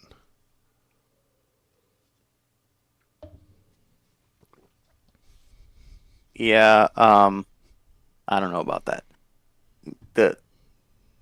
If someone told you that, if you were at a bar with a guy who said, hey, the 9-year-olds are getting their dicks chopped off, and he thoroughly believed it, is that a delusion that he has? If someone at the bar that I was talking to said that to me, then yeah, I'd be like, no. He is delusional, but he believes it. Why does he believe it? Because, and why, and what does it lead to? So he misunderstands gender transition. He misunderstands what is happening with these transitions. He misunderstands what the doctors are doing. He misunderstands what the medicine is doing. He misunderstands why anyone would do it. And the delusion that he has is that 9-year-olds are getting their dicks chopped off, and he is afraid that it's going to happen to his kids. And I think Republicans, Donald Trump specifically, is pushing this shit on purpose because it gets him votes.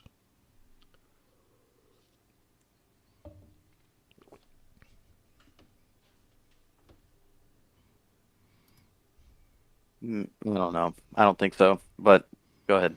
Okay. Hopping on to the next one, because I got a lot of these. We can end it or go to a different subject if we need to, but hop in the chat, tell us what you're thinking, tell us what you're feeling, tell me if I missed one. I've got a handful of them. Go to the Discord and tell us more about which one you think is or which one isn't. Feel free to go to that Discord and tell me how wrong I am. I like it. It's fun. It makes me feel things. Let's see what else we got. Sexual education probably kind of fits into this one as well. I think this gets into that parents' rights thing that we were talking about earlier. I think that spot welder that we invented doesn't understand how to educate children about sex, which is why you shouldn't ask his opinion on it. But he has the weird delusion that the school is full of groomers. Because that's no. This is a delusion. Yes. Stop. School full of groomers. Yeah, no, that's stop. delusion. No. No. So, for the longest time, those I guess scholars in the Department of Education that you heap praise on decided that abstinence-only education is the correct thing. Do you think it is? When did they decide that? That's what I was taught when growing up. We were because taught Republicans education. forced it on you. They did. Hold on. They forced it on me too. That came from the Department of Education, just the same way as whatever is being taught now is. Okay, great. If we have a better system, then I accept it. I accept it then, and I say, accept the Department of Education pushing it. And if it has a better plan, if someone comes together with a better plan and a better idea, accept it from the Department of Education. Now, hold on a second. They're doing second. things to be more educated. If the Department of Education today was still pushing abstinence-only education, would you accept it?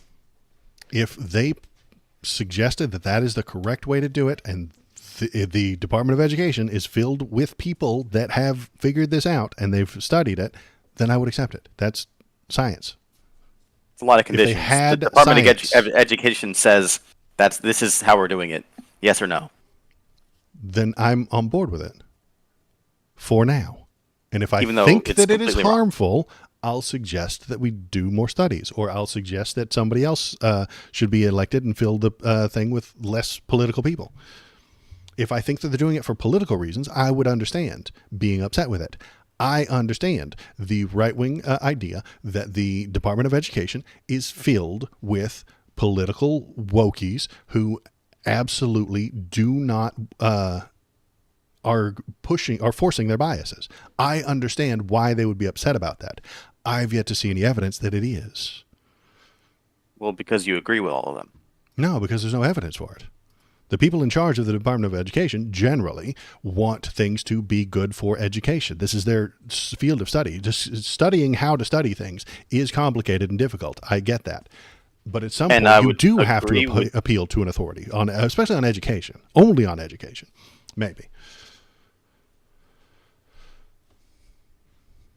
No. I think that it's perfectly reasonable to be upset about things that your child is being taught if you don't agree with them. And I also think it's perfectly reasonable to think that the education system is not working in the way that it's supposed to. I mean... That sounds like delusion. No. Why is it that... I was a supervisor for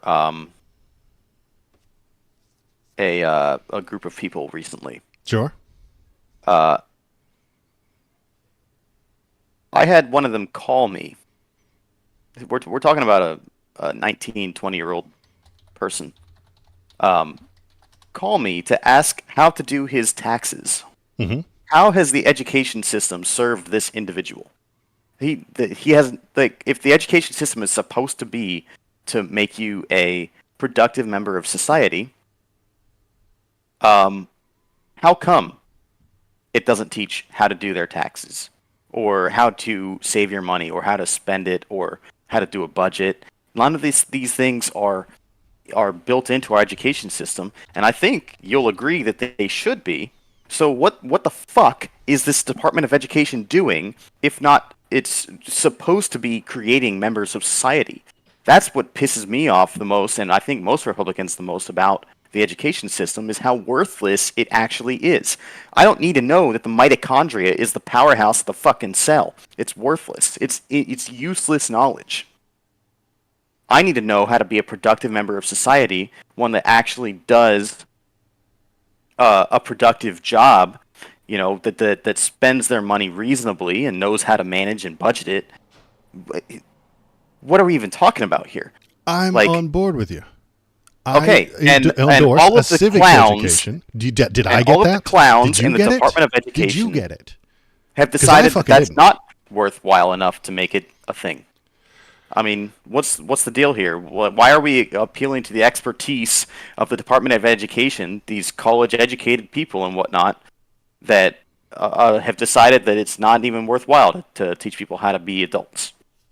I didn't get any of that. I went to school. I graduated in the year 2000. Long time ago, I know. I didn't get taught how to do my taxes either. I lived in a red state. I lived in the reddest state. They didn't teach me any of that shit. They didn't teach me any of that shit. I'm not even suggesting that the Republicans have done the right thing with education. What I'm suggesting is that the education system sucks, and the things that the Department of Education has decided are important to teach our children are worthless. I mean, the DOE got my point. That's exactly what I'm coming to. The Republic. What I'm doing here is I'm challenging the authority of the Department of Education itself. Okay. Which is actually exactly what the other Republicans do, but in a different way. I don't think that the college-educated Department of Education people are making the correct choices. And I'm not college-educated, and you can tell me that I'm just fucking wrong. But I think that my opinion of what children should be taught in schools is correct. And everybody thinks I think that they're just wrong. Everybody thinks that their opinion is correct. Nobody runs around thinking I'm wrong all of the time. Everybody thinks except that you agree with me. So I agree with you about the civics part. I agree with you that ought to be pointed in a better direction. John Kay in YouTube chat, which isn't showing up on screen, I'm not entirely sure why, is suggesting that it's the TurboTax lobby that doesn't want children to learn those things. And that goes back to capitalism. But I agree that the Department of Education should be making decisions how best to educate children. At some point, you have to make an appeal to expertise. I think they're experts at educating children, and that's why I'm appealing to them. They are experts. And appeal to expert, I know, is a thing, is its own fallacy. I recognize that. Well, they've decided that it's not worthwhile to learn how to be an adult. And maybe the flip-flopping back and forth between extremes that we've had over the past 20 years are causing that. They definitely don't need to know how to do their taxes by the time they leave high school. So education is a complicated thing. Listen to what they have to say. The states fight against the DHS all the time, don't they? And the parents fight against the schools and against the DHS. It's a fucking battleground. And it will be different next year than it was last year. No, yeah, the DOE will have different people involved. The state laws will change all the time. It's a battlefield between state laws and what's required and what's not. The states sue the DOE all the time. The DOE changes every 4 years depending on the president. The people get different ideas of what they want their kids to learn. You have I think, a good idea, and if it's not being taught, it should be. How do we make that happen? It's complicated and it's difficult. It's one of the most difficult things that I think exist within our country at the moment.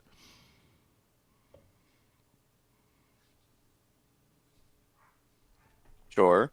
And so the point I'm making here is we both, at the very least, agree on something that our schools should be teaching. Sure. that they are currently not teaching. Mm-hmm. And neither of us are experts in the field. Mm-hmm. What I'm saying is, why is it, do you think, that our opinions are less valid than somebody who works in the Department of Education? Because we haven't been trained and educated on how to educate people. We are not experts. My opinion is less important and less valid. My opinion is less valid than someone who has gone to college to learn how to educate children. Yes, I accept that. Again, though, learning how to educate children and deciding what they should be educated on are two entirely separate things. Wait, say that again? Sorry, I was reading I chat. said learning how to educate children Uh-huh. and deciding what children should be educated on are two entirely separate things. How are those separate things? They're hand in hand. No, they're completely different. How to educate children and what they should Yes. learn fit hand in glove.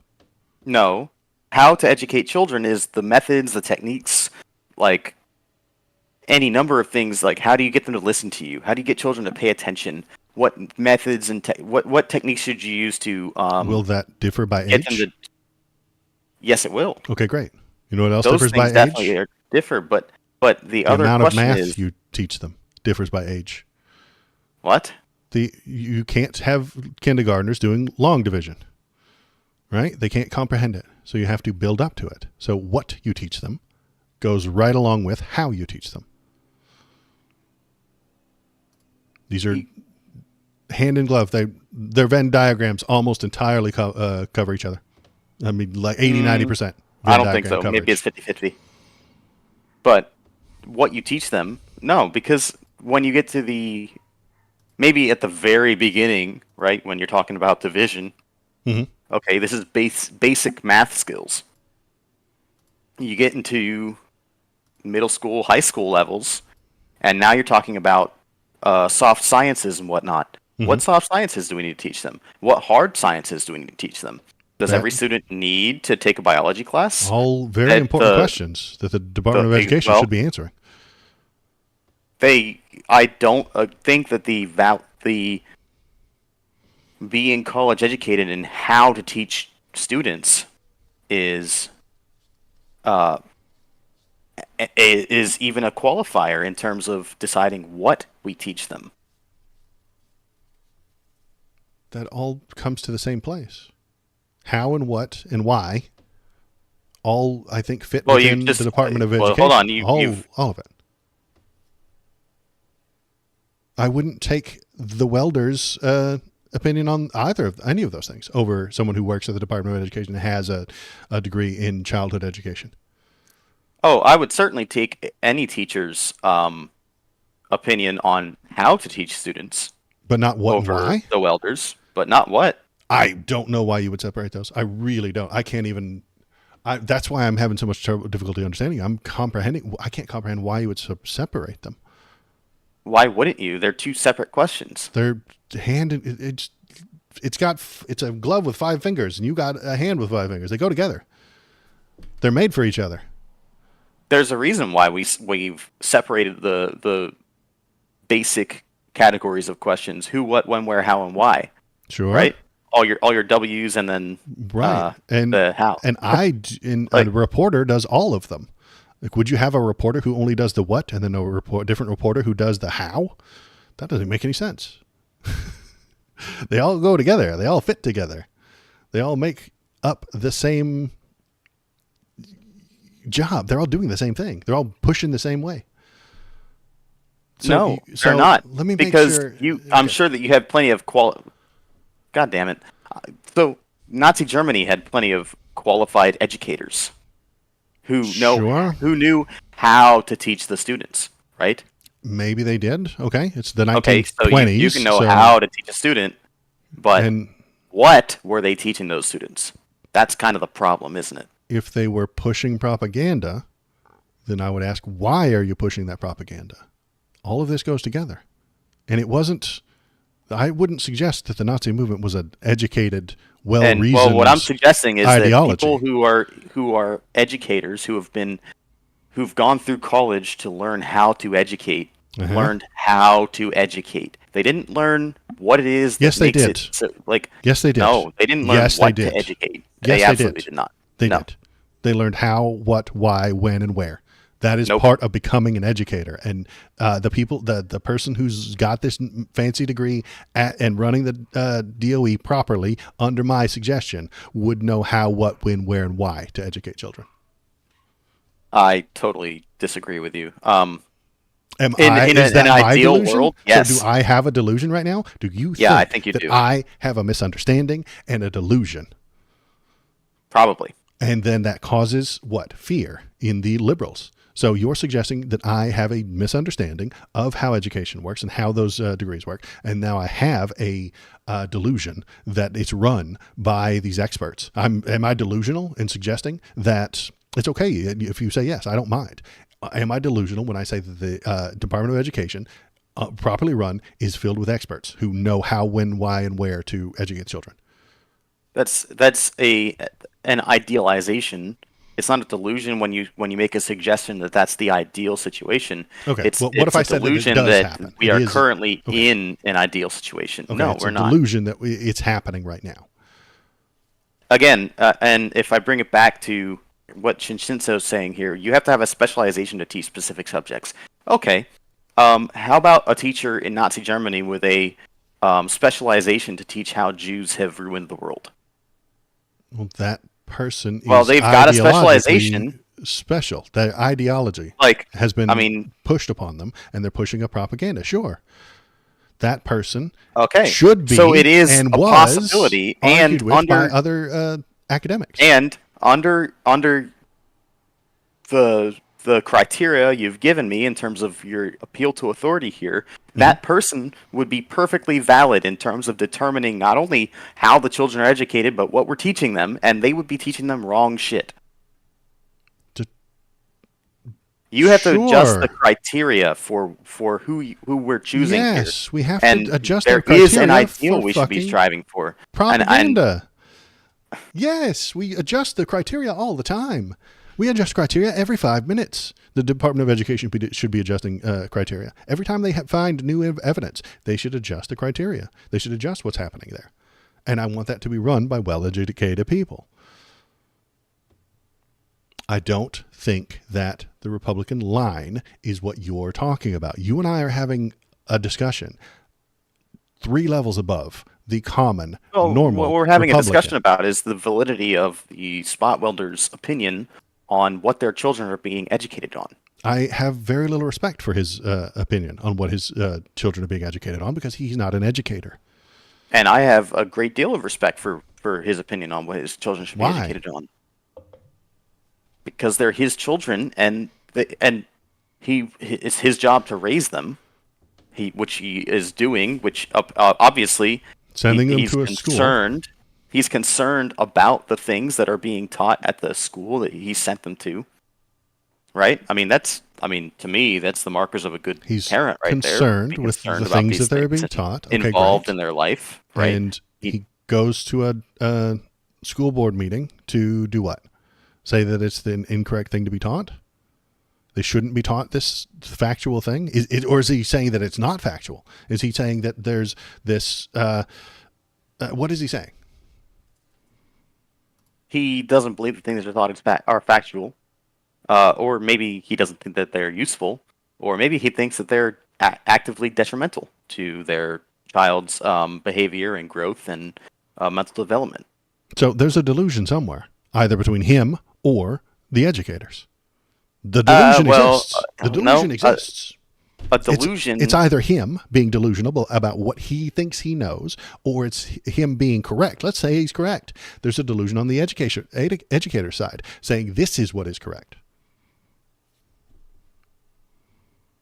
This framework works from both sides. So, first of all, the idea of a delusion requires evidence to the contrary in the first place. So delusions can just be invented. No. Yeah. They can't. They can. You can be It's wrong a delusion. about no. I can think about pink elephants right now. I can delude myself to think Except- about pink elephant. I'm not looking at anything. There's no, nothing pink and there's nothing delusions elephant in my room. Delusions require evidence to the contrary, by No, definition. absolutely not. They I don't absolutely think do.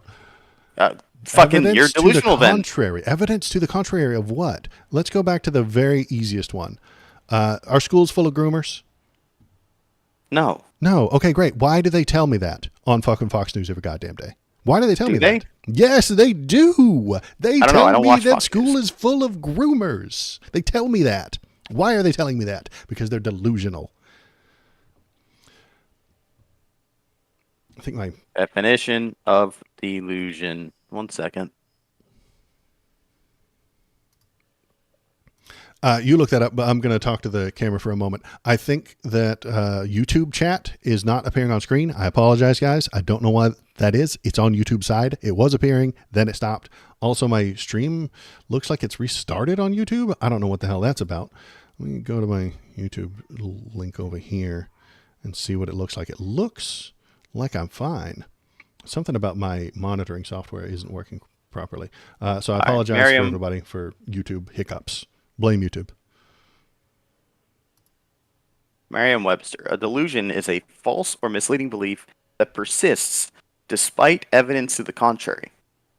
I accept that definition and think that it fits within what I'm drawing here. School is full of groomers. I would agree that that's not a true statement, and if people did believe that, I don't think that They do. They're screaming bloody murder about it. They're talking about how sex education is just grooming their children into being trans and being gay. That's what they're talking about. This is why they want those parental rights. They're not arguing about parental rights about math. They're not. Well, some of them are with the fucking Common Core, but because you do math differently under Common Core.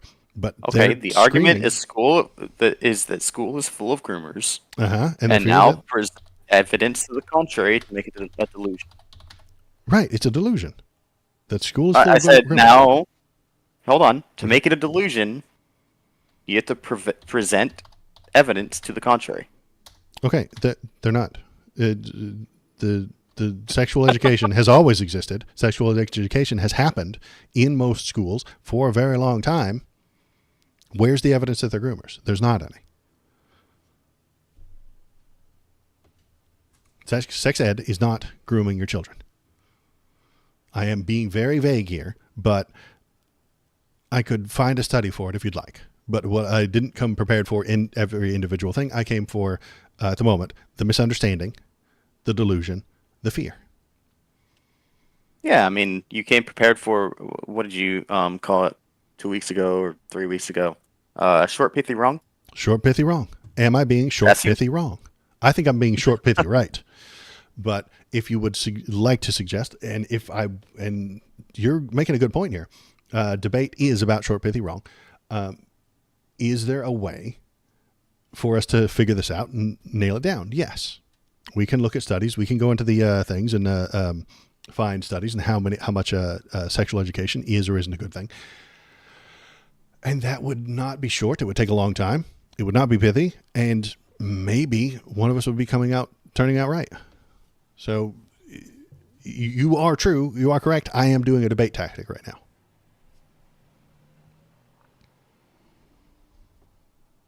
Fair enough.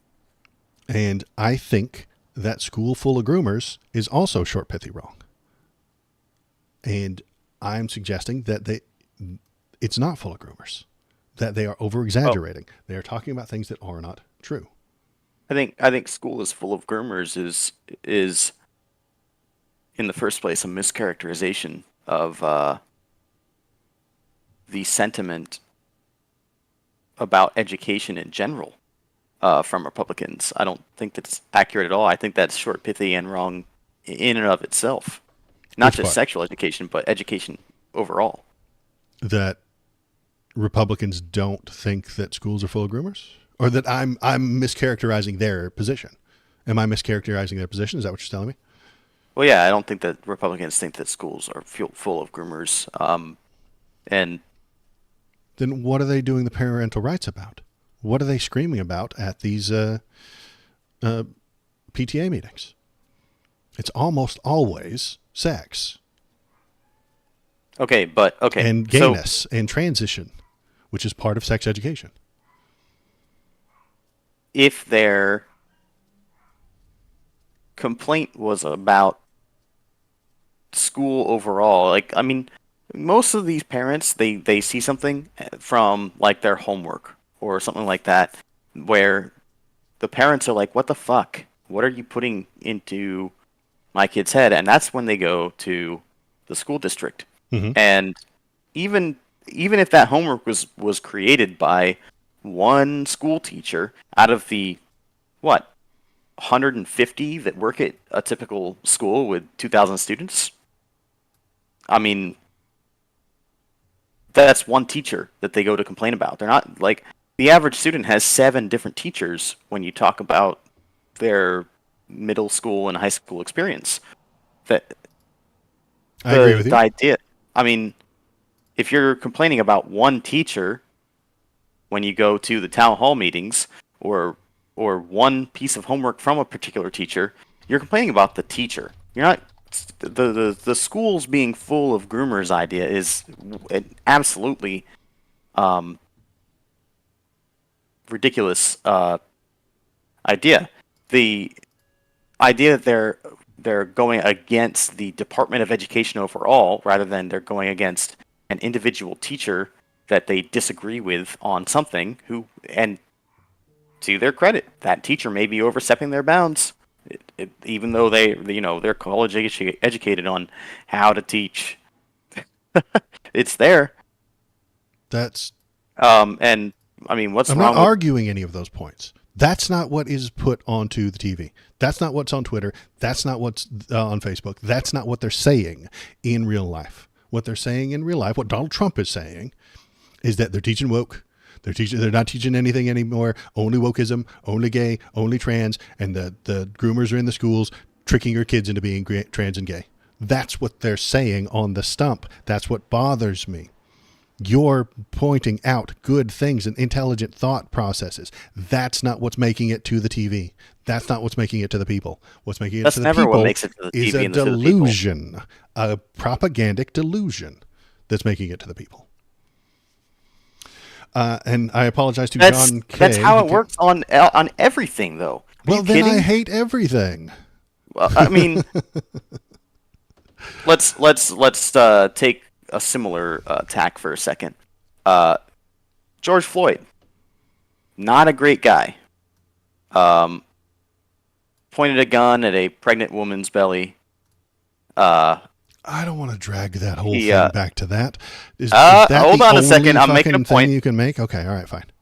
Went. Over. He was on drugs. Used a fake note.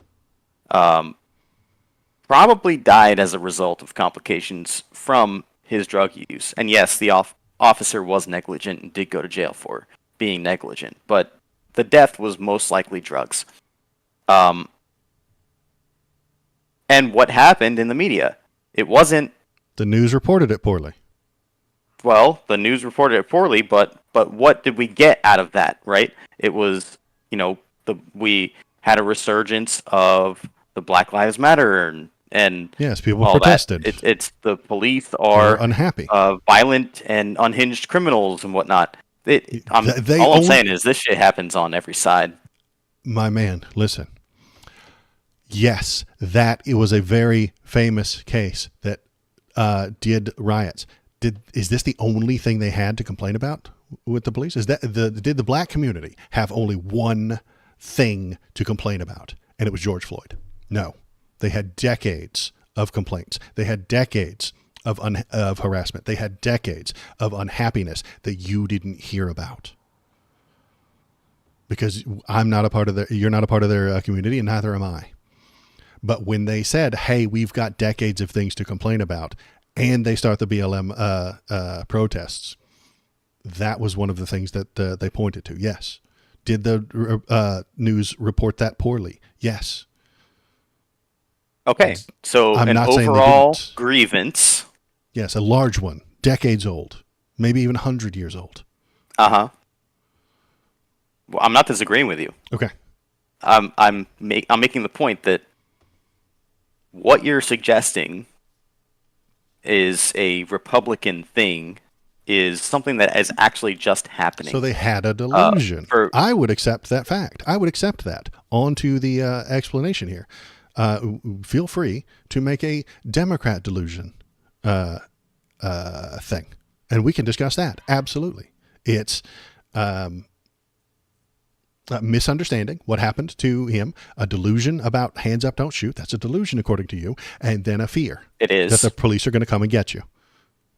MDF. It is I'm suggesting that this is the thought process, and I accept the idea that it goes the other direction. This MDF thing that I'm saying works on both sides. I don't think it does. I mean, when it comes to making political changes, you have to appeal to just the dumbest people. Unfortunately, you don't have I mean, that's to. just what it is. Yeah, of course you can convince them through facts and logic and intelligent thought. You can explain things in a good way if you're not fighting against fake populist propaganda. I think we could be more about issues if we weren't surrounded by school is full of groomers. That last condition you put, I mean, when you're not fighting against fake populist propaganda, I mean, right. Come on. Yes, Donald Trump is fake populist propaganda. With a contentious situation here. Does Donald Trump it's the person that can communicate their message most effectively is the one that's going to get the votes. And even if that message is entirely fiction. He made up that bit about the psychiatrist sitting there reading a newspaper because he didn't have any work to do. He made that up. Is that an acceptable use of his... Do you accept that as, hey, that's just what we have to do to get the stupid people on board? I mean, yeah. That's just a religion. That's a fucking cult you're describing.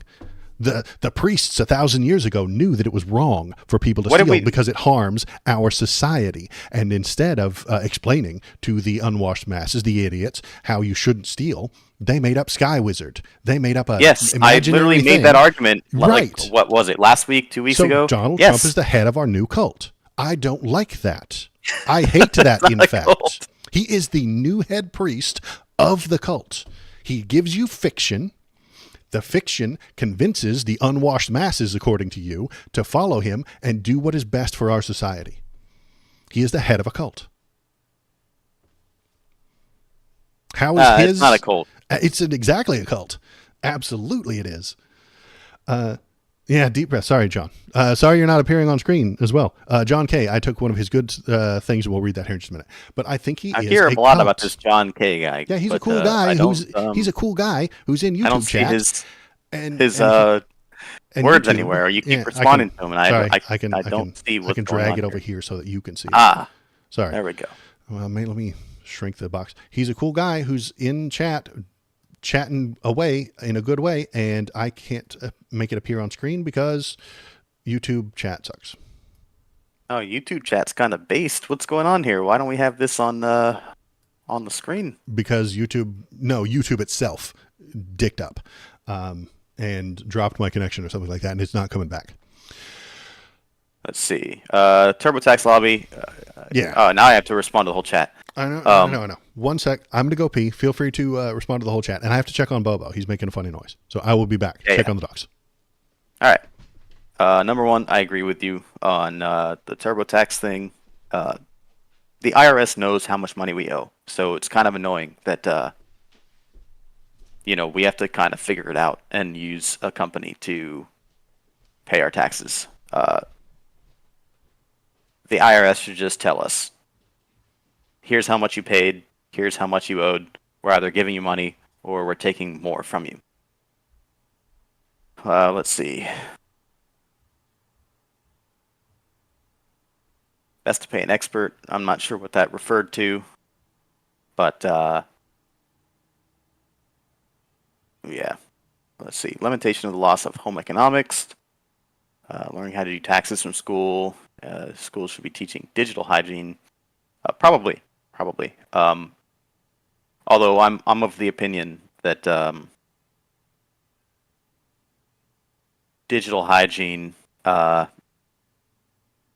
would be that children are essentially banned from social media is what I would go for.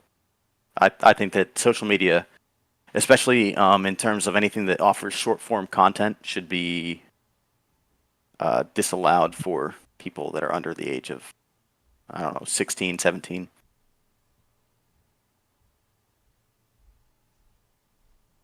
Not wanting our children to be forced indoctrinated into religion, just flipped. Yes, that's correct. Parents' job to teach their children how to do their taxes or educate them on sex. Yes, it absolutely is. Digital hygiene would be don't send nudes of yourself. Don't be on sites that could get you in trouble. Don't put your personal information out there that you shouldn't be putting out, especially like dates of birth and whatnot. Don't use your real name for a lot of things. Don't. It's a personal information matter, right? Digital hygiene would be anything that your personally identifiable information you shouldn't be putting out there. Let's see, and then back to the parents' job. Parents' job to teach their children on how to do their taxes or educate them on sex. Yes, that is the parents' job.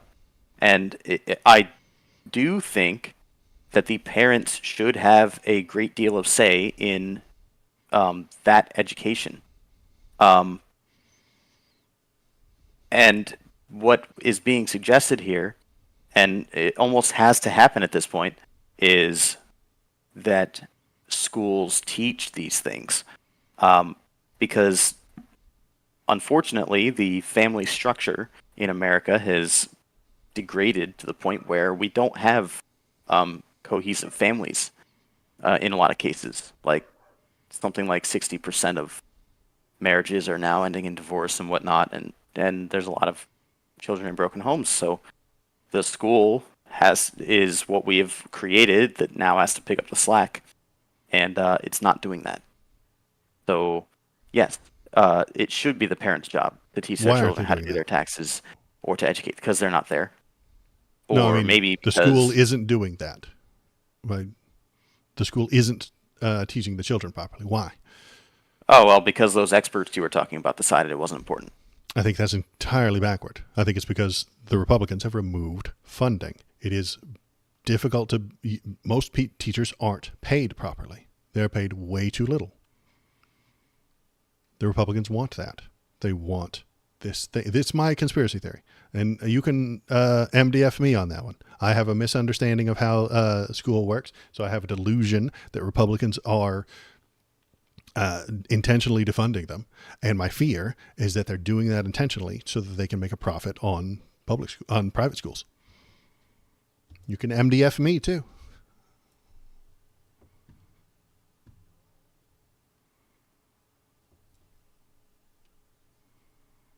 Maybe.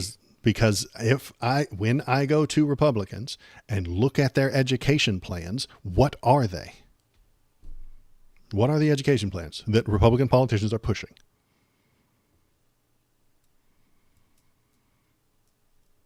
Education plans Republican politicians are pushing. I don't actually know. Private schools, vouchers, taking money away from public schools and giving it to private institutions. That is what they're pushing. That is the direction they're going. And the way they get there is by convincing that welder that we talked about that the school is full of wokies, that it's teaching his children to be gay, that it's grooming them into being trans, and that those public school teachers are hiding gender transition from their parents. That is what the Republicans push. That is what they push on Republican media every day. And I think that is a delusion. It is a lie so that they can make more money. As always, I think all of our arguments, all of our discussions, all of the problems we have in this country fall back to capitalism and money. Oh, I totally disagree. Republicans want that money. They want that tax coming in from the people going into their pocket. And they can get that if they Oh, own the schools, if they own stock in the schools, if they are a member of that private school board. They can skim a little bit off the top. It's similar to insurance. I And don't think religious so at all. indoctrination. Shinto brings up a good point. Religious indoctrination. There are a bunch of people who do not want the And people it's going not to even. public school because they want religious indoctrination. Wait, what?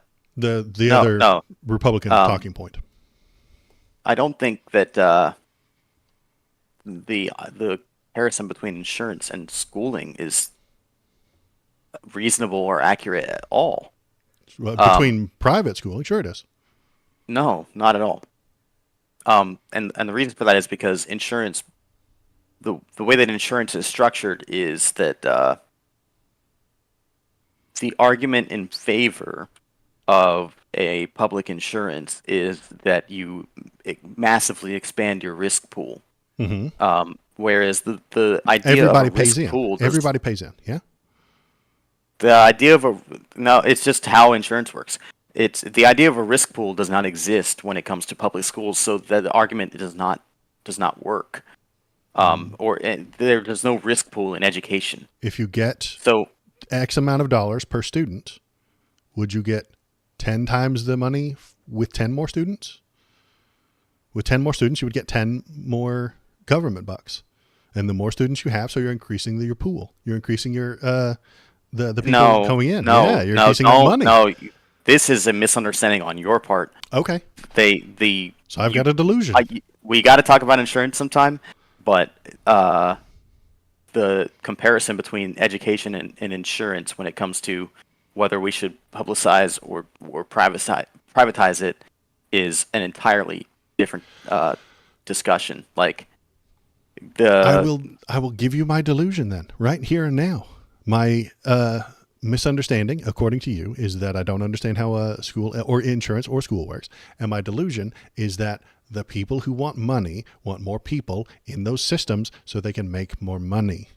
If you own a private school, you turn a profit. You put that money in your pocket. And if there are 100 more students tomorrow, you get more profit. If there's 1,000 more students tomorrow, you get more profit. Same for insurance. The people owning it are skimming. And they skim because they want profit. And how do they get more profit? Either by increasing the people or lowering the quality. That is, I think, true for schools and insurance. This is the part that I was comparing them to. The owners skim, and if they want more, they have to lower the quality or increase the number of people involved. No. I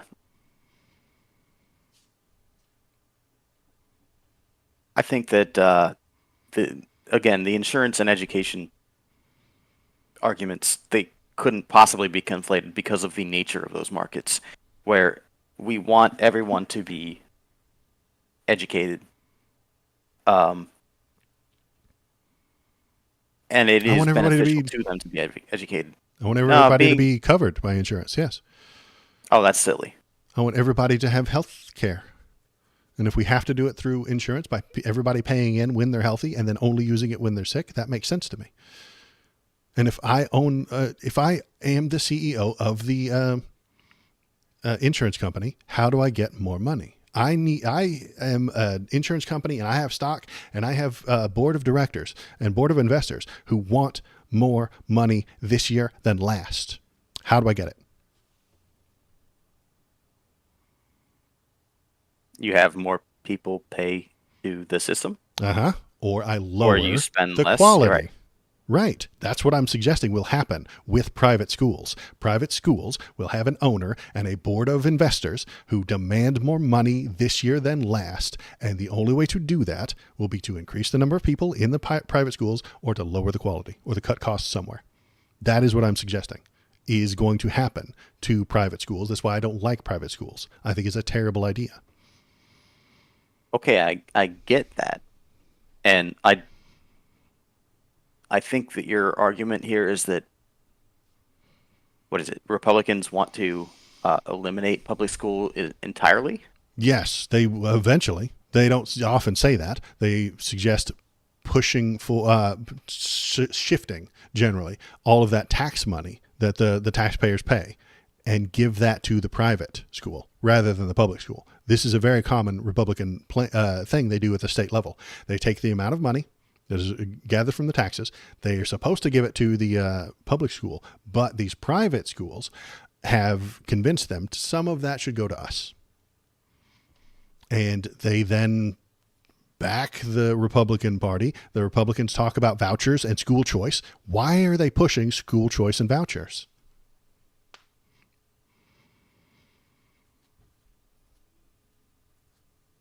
Well, I would agree with pushing school choice. Why? Why shouldn't you be allowed to choose what school your child goes to? And you're allowed to choose to go to a private school. Okay, you're allowed to choose to go to a private school. Which charges money. But, well, some of us don't have money. Some of us are lacking money, in fact. I get that. And just stop for a second. Okay. Because I'm going to give a personal anecdote. Mm-hmm. My childhood, my family sort of came up over time as I was growing up. We were very poor when I was young, and my dad was going through college and whatnot, and eventually started making a good bit more money than he used to, and we were able to move into a better housing area. And unfortunately, schools are based on,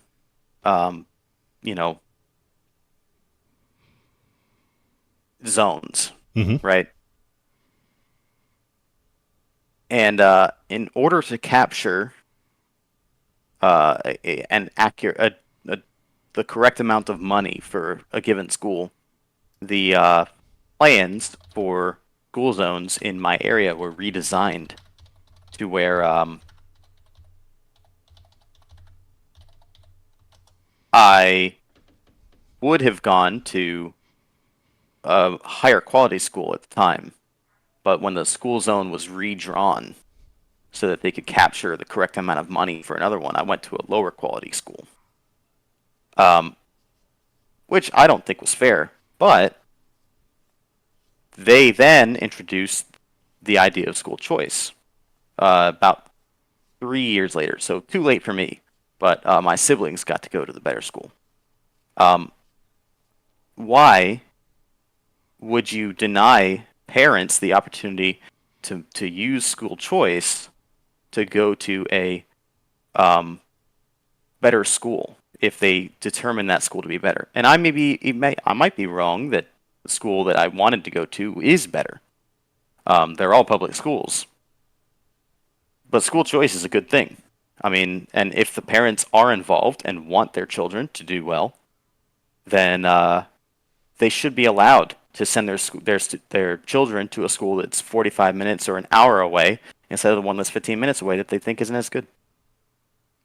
I recognize the idea of freedom of choice. When it comes to the schools like that, they're paid per student.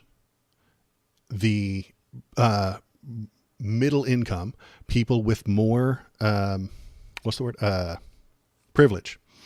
I know that's not a good word to a lot of people, but if you are middle income and can take your child an hour away to a better school, that is a privilege that the poor people do not have. Poor people don't get to choose what time they show up for work. If they show up 15 minutes late because they had to drop their kid off at the school, they're canned. They lose their job. The poorest among us will be hurt by school choice. The middle income people will leave that poor school. That school now has fewer people. It gets fewer tax dollars. It can afford fewer teachers. And the only people that are left there are the poor. They cannot drive an extra hour in the morning to get their kids to school because they have jobs. They cannot afford to hire an Uber or somebody to drive them over there because they don't have any money. That's fine. And I've thought about that problem before too. You will create bad schools with few poor people that cannot function, and then and that will end badly. This all needs to be weighed and measured. The X and V is asking about vouchers. And I'll bring that in there too. If you're leaving this public school to go to a private school, you're taking your tax dollars and giving it to a private company that's keeping some of that money for themselves. Actually, no. In their pocket.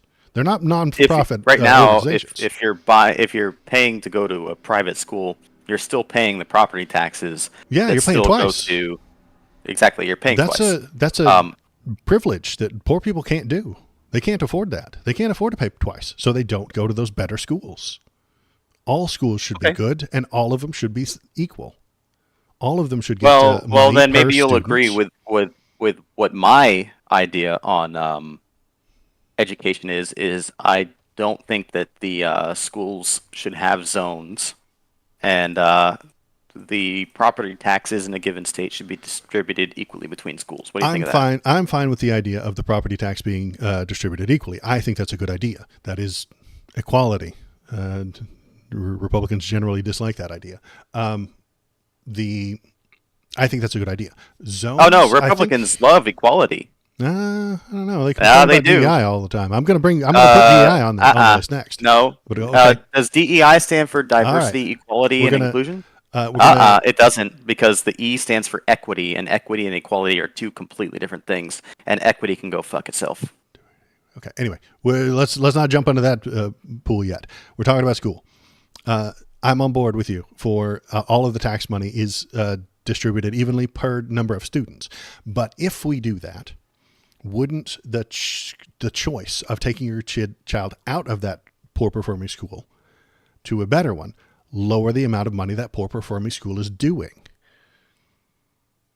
So they have fewer students because they suck. And now the ones who are stuck there and cannot escape are given almost nothing. It creates a class distinction. This is classism because I'm a Marxist. This creates a class of where did you go to one of those shitty little schools? Well, then you didn't get educated properly, and you can't apply to jobs, and they won't take you because of your zip code, and you can't escape. It creates ghettos. Honestly, school choice creates ghettos that cannot be escaped from. On the long term, this is a 20, 30, 40 year fucking scope that I'm looking at. I think that's an interesting speculation. I don't agree, but I mean, I can't prove it either direction. So. Okay. Great. Neither can I. Yeah, I didn't think so. So I don't want the Republicans pushing the idea of these private schools because that takes money away from the public schools. It makes the public schools worse, and it makes the middle income people able to leave, and then that double whammies that public school. That public school will fail. This is an insidious plot by Republicans to make more money. I think that you have those to. Schools. They run those schools for profit, and they become board members on those schools. And just like colleges, is college a money making? Is a college a money making operation? It is a business, right? A lot of them are, yeah. But I don't want that to happen to ninth grade. I don't want that to happen to fourth grade. I don't want fourth grade to be a economic business. I get that, but I mean, you're talking about two different things. I argued in favor of school choice, which I think is a good idea, a great idea even. And then the other one you're talking about is vouchers and going to private schools and whatnot. Right. That's a Republican idea on how to counter the suggestion my that argument. The suggestion that it's an idea that's born out of malice is interesting. I don't think it's born out of malice at all. I think that it's born out of the idea that private schools, when we talk about the outcomes for students that go to them, are superior. The problem with that I'll admit and address is that the outcomes are better for those people because they are more positively influenced by the fact that their family can afford a private school. Okay, we would have to see money, right? The when it teachers comes at the when it private comes to schools the are paid more. When it comes to the vouchers, you would have to see if if in a system where those vouchers existed, did that improve the overall metrics for a given community, right? Like, did the Well, what is outcomes the voucher? improve or not? What is the and at what voucher? point isn't the voucher just a subsidy for the school, basically? The voucher is a poor person saying, I cannot afford to send my son to the good school. So government, please help me. And so the government pays for that child to go to the good school instead of the poorly performing school. Okay. That proves that poorly performing school should be defunded and underfunded. And the people who are pushing school vouchers, well, if it fails and all the people are leaving and the government has to pay the people to go to a better school, it makes the public school worse and worse and worse and worse. It gets worse if all the people leave because they don't get any money. It makes it worse if the people get the vouchers to go to the better school because now that tax money isn't going to that school, that poor performing school. It's going to a better performing school. And those vouchers are just government money going into the pockets of the people for profit at the for-profit school. It's a Republican, almost a, what's the word? Where you agree to meet in the middle. Not consideration. It's Compromise. Compromise. It's almost a compromise. The expensive schools get better results. You're right. They do. They have more money.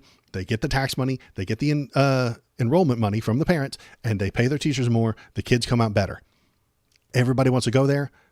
The Republicans push the idea of these schools, sometimes because they're making a profit, sometimes because they're religious fanatics.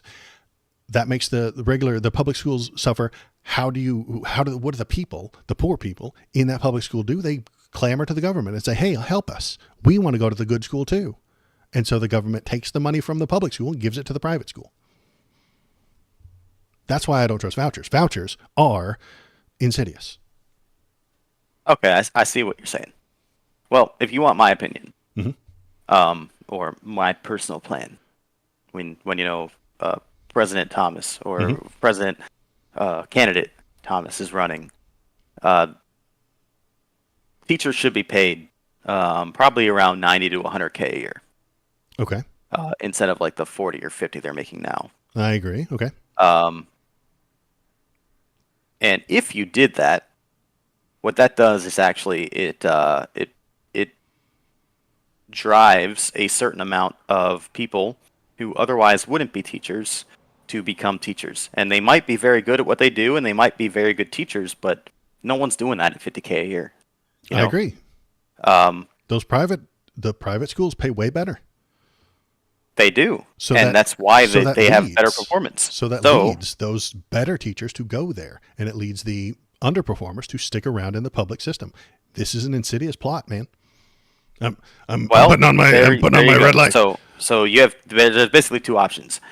You either do the vouchers and do the private schools for profit that pay teachers a great deal of money to go teach and they're actually good at their jobs, or you increase the amount of money that you pay to public school teachers to an acceptable range for someone in their field. You're not going to pay a person with a master's in math 50K. Sorry, they're not going to go teach unless they can't do something else in their field. Right. And you pay teachers enough, and suddenly you have an influx of people that want to be teachers. There's no teacher shortage. And guess what? You can start to impose standards. And standards are the thing that the teachers union is so against. But when you have an influx of labor, it kind of busts the power of unions in the first place. So you can enforce standards. You have more teachers. They're better at their jobs. You can get rid of bad ones because there are people to replace them. Yeah. The whole idea here is to put more money into the education system. I can agree with that. Now, do you trust the market to do that? Yes. I don't. That's not a surprise to you. I don't think that's a surprise to anybody who's ever listened to me talk. I don't trust the market to do that. I think the government has to do that because the market will do what I think the private school system we've got now, the college system we've got now, is all because of the private market, the private people making the money. Ooh, you can't. No, you got to separate the college from the public schools, because college from public schools is different. Entirely. College and public schools are different. I'm calling college and private elementary schools the exact same. They're businesses who run for profit. And that is the problem I think we have. And I think that people who make money from colleges want to also make money from 12th grade. Wouldn't that make sense? If you're running a college right now and you want to increase your profit, you either have to have more people or you have to cut something. So you have more people by including 12th grade and maybe 11th, maybe 10th, maybe 9th. Maybe your company expands to take all 4 of the years of the high school and also take the tax money and take the tuition and then take the money from the vouchers. That would be an increase in your business. That is a few points of contention issue. Okay. But I do have to use the rest. Yeah. Okay. So I'll be right back. I'll do the regular stuff. Hi, X and V. Thanks for coming in. I appreciate it. It's very nice of you. Thanks, guys, in YouTube chat. You can't see it on screen right now, but I am reading it, and Thomas is reading it as well. Sewell says, if you want school choice, pay for private school. Yeah, and I think private schools shouldn't exist. This is just my opinion. I don't think private schools should exist at all. Even private colleges. They are the source of the problem. Running these education for profit is a problem. Education, being paid to educate people, is acceptable, but running a business for profit is the problem that I have with it. Blame not malice when ignorance will do. I know, Seals, I know what you're saying. Maybe it's just all the Republicans want more money, so they support the thing that gets them more money. And from my point of view, that's malice. That's dangerous. They're doing it on purpose to get more money, and that is harming us. I agree with Sewell agrees with Thomas's stance and reasoning for increasing teachers' pay.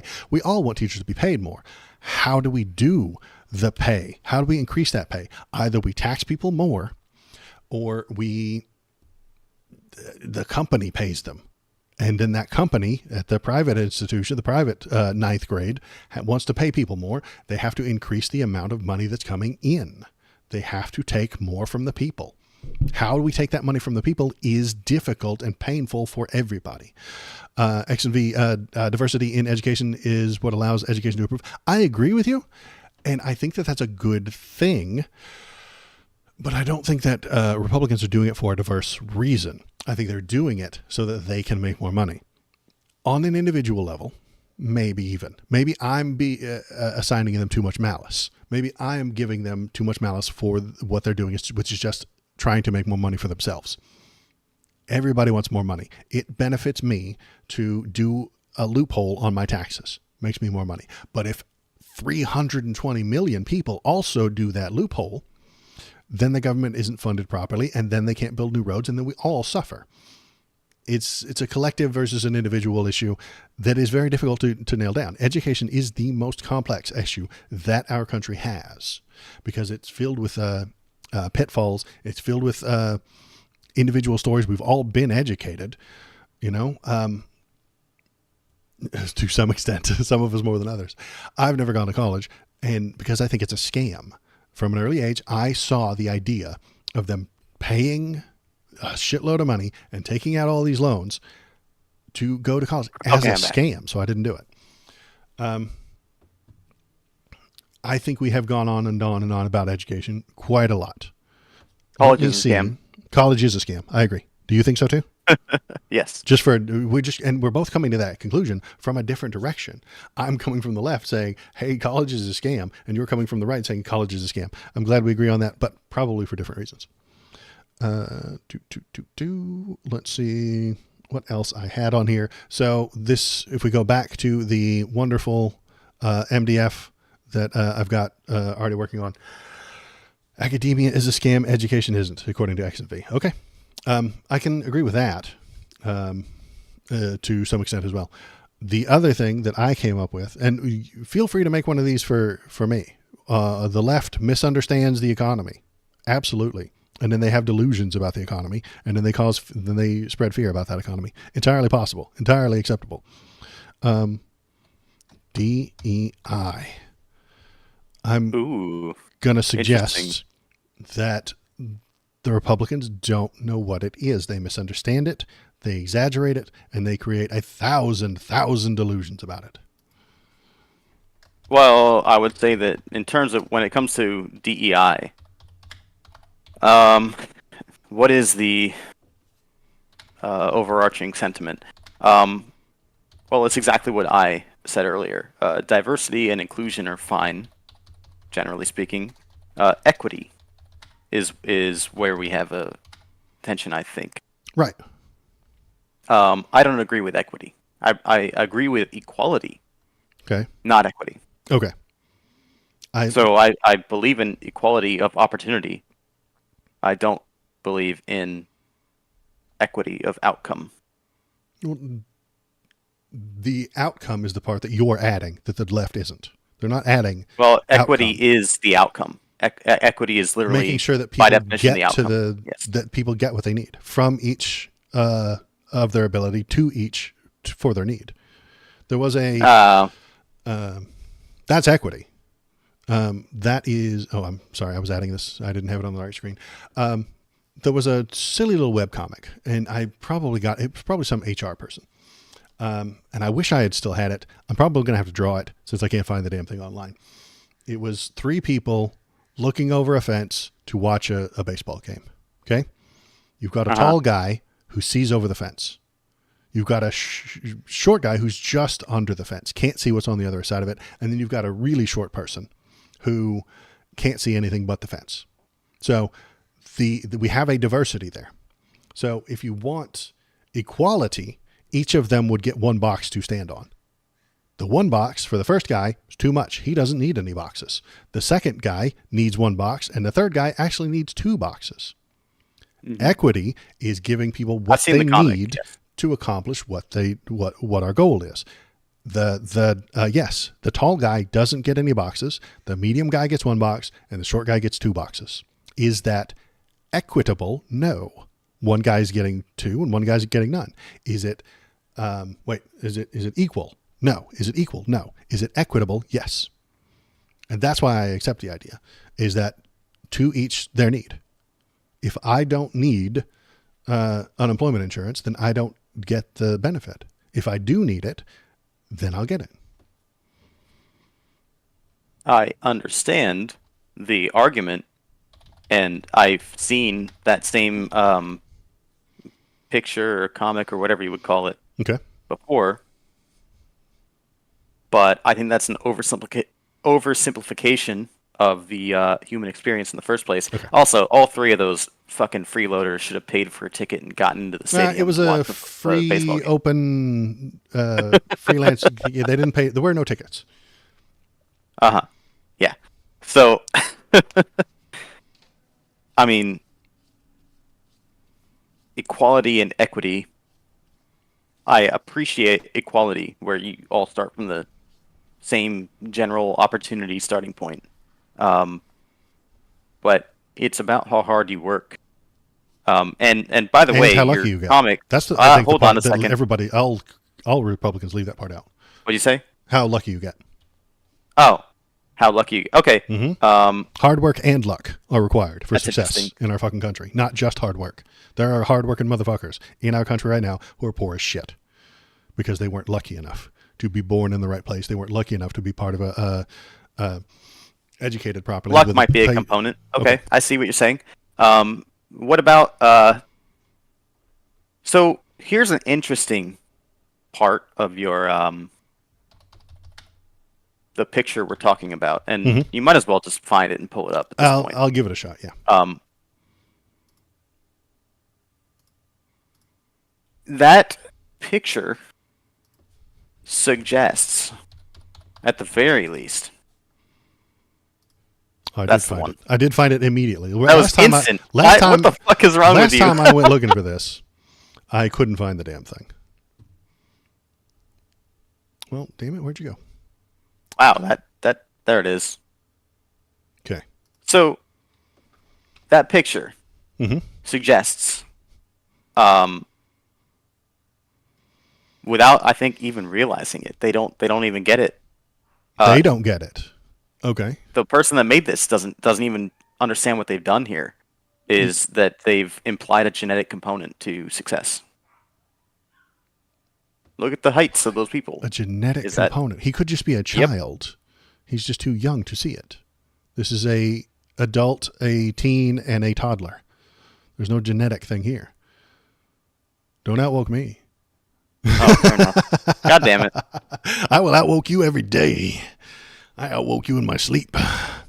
I get what you're saying. That maybe, and I accept that idea. Equity accepts the idea that there is a genetic component. People who are handicapped need 2 boxes. And being a healthy person who has no disabilities, would need none. I accept that fact. I accept the idea that there are people not as healthy and strong as me who need more help. And if they get that through tax dollars, I accept that. Not only do I accept that, I think that's part of a good working society. Welfare works. 90% of the people on welfare, this is again a stat I'm making up, but I read it a long time ago. 90% of the people on welfare are elderly and children, or the disabled. That composes 90% of the people on welfare. The elderly, who need the help because they can't do any better. Children, who need the help, they can't do any better. And the handicapped, who need help and can't do any better. Yes, 10% of it is other people. And you can, if you gave me a plan to move that 10% down to 9.876%, I would be okay with it. That is something we can work on. But we can't work on those things if Fox News is telling you the welfare queens are driving Cadillacs. We can't work on those things. We can't come to conclusions. You and I do often come to conclusions and stuff like that, but the majority of the people in this country can't, because they're misinformed, filled with delusions by both sides. You know, and that is the point that I've been trying to drive towards. I don't know if I agree, because I think that becoming exceptional requires a certain amount of pressure in the first place.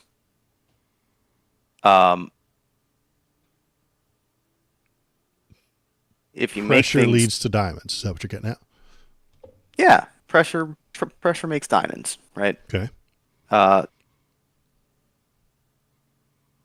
There does have to be, I mean, if you are born into a tough situation and you work to get out of it, you'll probably be a more exceptional individual than a lot of people who are born into a very nice, promising situation, and then proceed to squander it away. Okay. I can appreciate both of those stances. I can. But we're running a society. We're talking about running societies. So what I think is we should give the same opportunity as best we can to people, but their outcome is up to them. Okay. If they fail in developing themselves to a certain point, then we shouldn't make an example of them to be like, oh, they failed, so, we're just going to give them everything they need. No, you have to fight for it. And when people see, like, oh, shit, life kind of sucks if you don't fight and struggle and try your best to succeed, then people overall, in general, will start moving in the right direction and becoming exceptional individuals. Except I believe the in ones equality. That fail. There will be people who fail. It's about failure. I know. Communism is about failure. Left-leaning ideas are about the people who cannot succeed. That is the thing that I'm looking at. I'm looking at the people who can't succeed. There's a difference between people who can't succeed versus people who refuse to. Who won't succeed. Yes, you're right. I agree. That's why we need to balance the things. If the government gives you everything you need to live, I recognize that lots of people will stop, will avoid the pressure. They will not become better people. I recognize that idea. But the direction that I look and the thing that I point towards and the thing that I fixate on generally is the people who can't succeed, the people who have tried and failed. The pressure was applied, 10 people became diamonds, and 100 crumbled. That makes me worried. That makes me nervous. That pressure made 100 people crumble, and they cannot get better. They cannot get up. They are stuck in a ghetto and cannot leave. Just based on bad luck, based on they didn't get the right education, or they were late for something, or maybe they had a medical issue. Maybe they are just dumb, or maybe they're just born with a lower IQ. What do we do with those? That is the direction that the leftist looks. That is the direction that I tend to point towards. I'm not saying you're wrong about the diamonds and the pressure, and that makes society better. That does. It really does. You take away those pressures to improve, which is what equity is. Unfortunately, you can't have equity and the pressure at the same time. I think you're right. I think they are competing ideologies. I think you're right there. I think you are correct. But I do think we need more of the Nikola Teslas and Albert Einsteins and the great men and women of history. If that comes with a side effect of thousands living in poverty their entire lives, that's an acceptable. I mean, give me a break on that too. I mean, define poverty, even. Being in poverty in America is living a luxury lifestyle in most other countries in the world. Not I agree. European countries, but go to any number of countries and poverty in America is like you're living pretty good. Right. And which direction am I going to look as the leftist? Like I told you 5 minutes ago, I'm going to look at those people that are living in poverty within the entire world. But I don't control their things, and we don't have a world government. So you get left-leaning people suggesting that we shouldn't capitalize on their labor. We shouldn't be extracting all their minerals for our benefit. We shouldn't be forcing them to grow all the bananas and then sell it to us for a nickel a piece, and then we sell them for a large markup to Americans. We shouldn't be doing colonialism, where we go in there, we take all their oil and leave them with nothing. Those are all left-leaning situations and or ideas, anyway. If there are poverty, the world's a big place. So there's a billion, I would imagine there's 9 billion people and 9 billion stories. Some of them overlap, some of them don't, sure. And is America a better place to live than there? Yes, I agree. Is part of that due to capitalism? Yes, I agree. But there are downsides to capitalism. There are downsides to the colonialism that we did before it was a bad thing. I think the downsides to capitalism are invented in your head. Okay, so that's a delusion that I have. That's entirely acceptable. When it comes to the quality of life that a person that's in poverty in America has versus the person that's in poverty in, I don't know, Bangladesh, Somalia. You're in Somalia. You're starving to death. You're in poverty in Somalia, much different than the in poverty in America. I agree. Yes, like we're doing a lot better here. Equality of opportunity suggests that, hey, you're not worried about are you going to starve when like you're a child, right? We're going to give you the opportunity to succeed, and it's up to you to actually make it happen. But after the fact, are we going to make it so that the guy that invents the next jet engine and the guy that drops out of high school, which was provided to him for free, and does nothing with his life. I mean, we're going to make it so that they have equal outcomes in terms of like the way that they live and how much they make and whatnot. No, I don't think that's a good idea at all. I don't think anybody's suggesting that. That is what equity is. No, it's not. You Yes, have it is. here we are at the delusion. The right wing has a delusion about what equity actually is and thinks that it is forcing everyone to have, like you said, the same bank account. Everybody will have the same amount of money no matter what That the is job what is. equity is That is supposed to be, not yes. what it is. You are delusional. That is the delusion Ooh, that has been explain sent now. to you. Equity is just like we described it. X and V has a actual good point. A normal-sighted person doesn't need glasses. Somebody with stigmatism needs a little bit of glasses, and a blind person needs way more accommodations. We accommodate that blind person because they can't help it. They haven't changed. No one on the left is suggesting that if you invent a new product that is helpful and makes a bunch of money, that you shouldn't be rewarded for it. Nobody is suggesting that.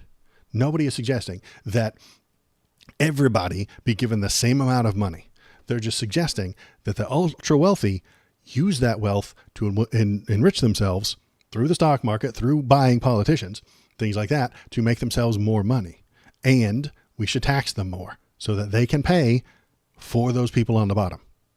Redistribution of wealth is equity. I would agree. It is.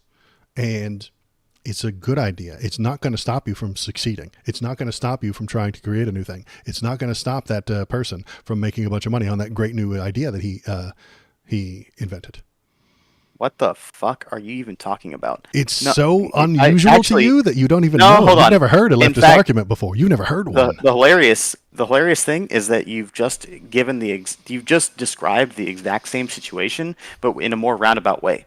Okay, so the jet engine person and the person that drops out of high school and it does whatever, sells cocaine. Well, let's stick to they're not probably illegal making a lot of things. Let's not stick to illegal things. So he's and the doing. person that dropped He out of high works school at the gas station. maybe He works at the works fucking gas part-time at station. McDonald's. He works Or the part-time gas at McDonald's. station. Yeah. I'm on board for any of these things. Okay. I'm So not what is the suggesting they difference? should get the same amount of money. I'm not. I've never except that you are, suggested that. No, I'm because- not. I've never suggested that. No one on the left has ever suggested that. You are delusional. This is Hold a on a delusion second. that they have sold you. This is a delusion that the right wing has sold The you. delusion is that you think that these two situations are different. The first one is, okay, the guy that designs the jet engine makes $100 per week, let's say, and we're just throwing numbers out there so I can make easy math, right? Sure. Guerrilla math. I love it. Yeah, $100 a week, and the McDonald's worker also makes $100 a week. That's Why equity. would they do that? That's not equity. That's insane. No one's pushing for that. No one is suggesting that. No one is pushing that on the left. Except They're for the not. part that you say. I get it. Yeah, you are, but you don't know it. Okay. You're Through however, taxes, that's all he makes? Instead, the jet engine guy makes $1,000 a week, but after the first $90, he's taxed at 90% of his income. Well, guess what? The outcome is he still makes $100 a week, and those taxes go towards the guy working at McDonald's making $5 a week, so that they can bring his income up from $5 to $100, so that you're at the same point. It's the same thing.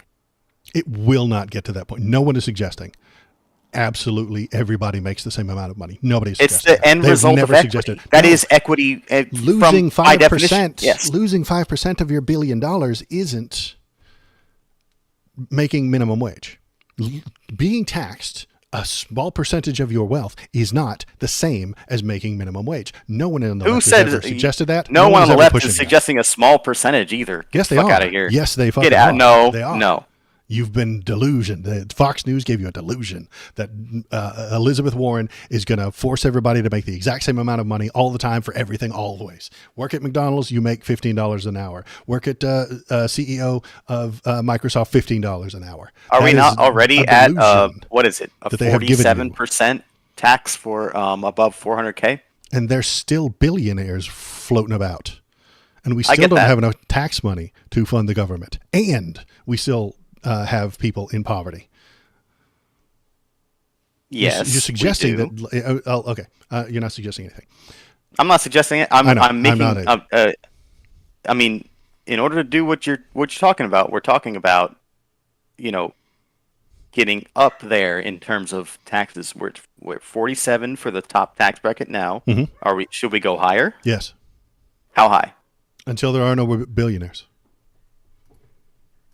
The fact that So there's 90%. if So that gets exactly them, if the that gets situation them I just to $999,999,999.99, 100% over that. Yes. Is okay. is That's fine. 999 million how much you're then going to make at working at McDonald's? So then why would you sit there and contest me for so long over the analogy of jet engine guy makes $1,000, but he's Under my taxed plan. 90% to get down to 100, versus McDonald's guy who makes $5, and that the taxes from the jet engine guy go to the McDonald's guy, and now they both make $100 in total as net income every He's month. not making okay. The McDonald's guy is not getting up to 999 million. The jet engine guy is. That's the difference. The McDonald's guy is going to be at about $40,000 a year, and the jet engine guy is going to be at $200,000 a year. Not if you tax the jet engine guy enough to make it to his income. I said and the McDonald's guy's billionaires. income I didn't is the say same. billionaire. He's not a billionaire. Is this jet engine guy a worker, or is he an owner that has $10 billion right now? Maybe I'm confused on who we're talking about. He invents the next most and he made $10 billion. Jet engine and makes however much it costs to buy the jet engine. Is it how much? I would tax him. I mean, that's a whole different conversation. So that he's not a billionaire. No more billionaires. That's what the actual left wants. Not everybody makes minimum wage all the time. I'm not going to tax him until he gets down to minimum wage. That's not what anybody's pushing. No more billionaires. If he's making $400,000 a year, then he's making $400,000 a year. He's paying the same taxes he is now. If he's making $500,000 a year, I don't care. Tax him the same structure we've got now. If he's at $1 million a year, I don't give a shit. Tax him the same we are right now. But when you get to 999 million, there's a new structure. There's a new tax in structure bracket called the billionaire tax. I'm all right with that. The billionaire is where I think we need to draw the line. That's where the line is. Because what they're doing with that money is not helping society. It's harming us. They're using it to buy stocks and stock buybacks, and they're using it to manipulate the market. If you had $100 million, if you had $1 billion, could you manipulate the market? Elon does it all the fucking time. He's a billionaire, and he manipulates the market with his money. He's harming you. He's harming me. He's harming our entire society. Far more than any fucking brown-skinned farm worker who crossed a border. Elon and the billionaires are harming us severely, and they are lying to you about how important they are. They are over-exaggerating the harm of the poor people. They're exaggerating about how important they are. They should be taxed more, yes.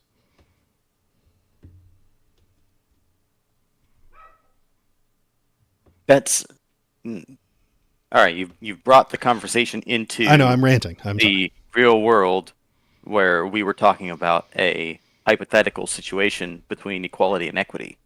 Okay. Where yes, you're right. I've gone off the rails into a leftist rant. You're right. Equity and equality is fine.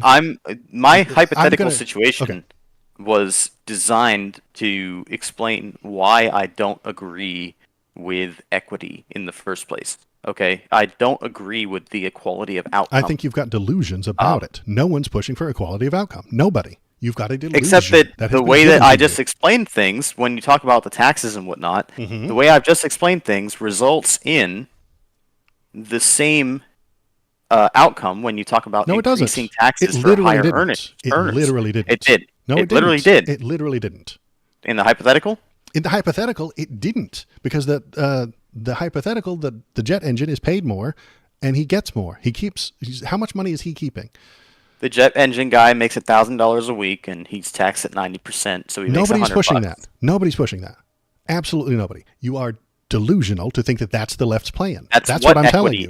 It's not what equity is. You don't know what it means. You have a misunderstanding. You've created a delusion, and now, if you are a politician, you'll be spreading that fear. MDF. I don't think that you understand what equity is. Then I mean, that's what we're talking about. Nobody understands what it is.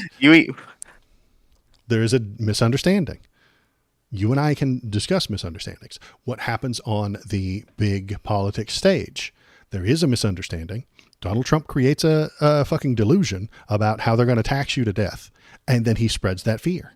That is what the MDF is for. Not for you and me to, well, it is for you and me. But what I'm doing with this idea, this stupid little fucking thing that I invented, not this thing, this stupid little fucking thing, right? Where'd it go? Here. This MDF thing that I'm doing, Misunderstanding, Delusion, and Fear, is pointing at the large talking points that Republicans are making, that they're making on TV, things that are said on Fox News. That's what I'm talking about. Not you and me discussing what DEI means.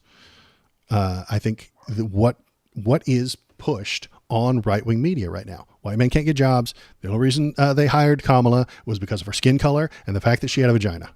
They said that on fucking Fox News. So wait, that's true? That one's true though. Okay, you're delusional. You have a delusion that has been given to you by Fox News. They are deluding you. They are tricking you. They are lying to you so that they can get more power. Donald Trump is lying to you to get more power. Joe Biden himself was the one that was like, yeah, I basically only am considering black women. That's not the same. By definition, That's not the same as saying that she failed the bar and has never had a job and doesn't know what she's doing and has no and she's just a random person picked up off the street because she's black and a woman. That is not what they're talking about. There is a directional. This is a coin that's looked at from two different sides, and you're telling me it's heads, and I'm telling you it's tails. But we're looking at the idea that she's a DEI hire comes straight from Joe Biden's lips. That he's you're misunderstanding what Joe Biden said. You are delusional about what he said. You are misunderstanding what Joe Biden said, and it causes this right-wing delusion that she is a completely utter failure and has never done anything of note. She failed. Donald Trump said it in that speech. She failed the bar. He said that. She failed it once, and then she studied harder, and then passed it the second time. She did fail then. She did fail, but that's what he's not saying that she did she studied harder the second time, and then passed it the second time. He's saying it as if she is completely meritless, completely and totally worthless. She has accomplished nothing. He's exaggerating. I get that. So it's a delusion. That's what I'm saying. This is why I keep coming back to this thing. But even the delusion that you're suggesting is the idea that it's never a consideration a person's race or gender and whatnot when they're being considered for higher positions and whatnot, and that's just not true. If you're doing DEI properly, you will see those things. Yes, color blindness of the '90s is gone. Nobody does that anymore. It was a bad thing. We got better. No, color blindness is a good thing, and it should be implemented more often. Yes. No, it was a bad ideology, so we moved beyond it. The colorblindness makes you ignore other people's differences. That's not a good idea. Don't ignore the differences between people. Recognize them, see them, understand why they are different, how they are different, and how you should act accordingly. That's what DEI suggests. There's a million billion things to understand DEI, but that is what they're trying to get you to understand. In the DEI world, equity is equality of outcome. I don't think it is. I think there is a delusion about what it is. I point back towards, what's his name? Kermit the Frog. Jordan Peterson. He talks a lot about equity and inclusion and equity of income. Outcome is the most important thing for these leftists. They push everyone to have the same outcome. That's not true. He's lying to you. He is giving the people a delusion because it benefits him to do so.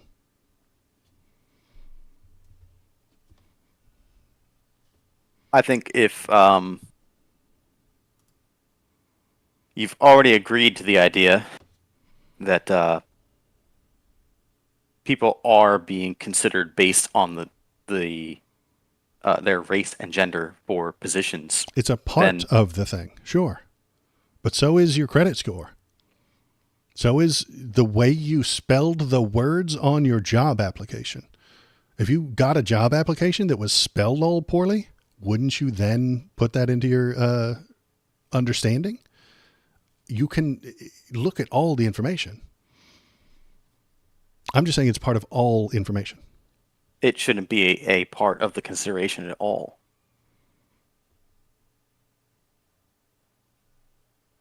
And that goes in the other direction too. Nobody should be disqualifying candidates for a job position because they're black. That's fucking ridiculous. Is that not what Fox News is fucking doing? When Jesse Waters sits there and says, "Oh, she's a DEI hire.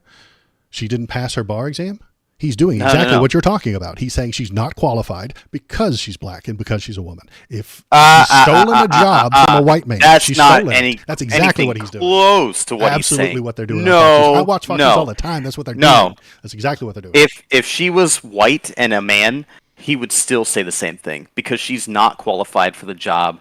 And she hasn't done enough to deserve to be the president. She hasn't had major achievements. He would point what at major something achievements else. had she had? And Joe Biden would have picked somebody else as VP, and he would have picked somebody else as VP if Kamala was a white man, because she wouldn't have even been on his list if he wasn't. If she wasn't a black woman. He used DEI to come to a decision. Yes, but that's a positive decision. And Jesse Waters and on Fox News is using it in a negative context to suggest that she isn't as qualified. And there was someone more who is a white man. Okay? And because she's not a white man, she can't possibly be as qualified as a white man. She can't. There are untold numbers of people that aren't white men that are more qualified than Kamala Harris is. Are you kidding? Okay. So when Joe Biden chose a vice president, yes, he accepted part of DEI into that equation. It's a math equation with 1,000 variables. One of them is the DEI equation. One of them, one variable in that 100-part equation is DEI. Yes. Why is that unacceptable? Why is that a terrible idea? When the Republicans talk about it, they focus on that. A lesser qualified person is now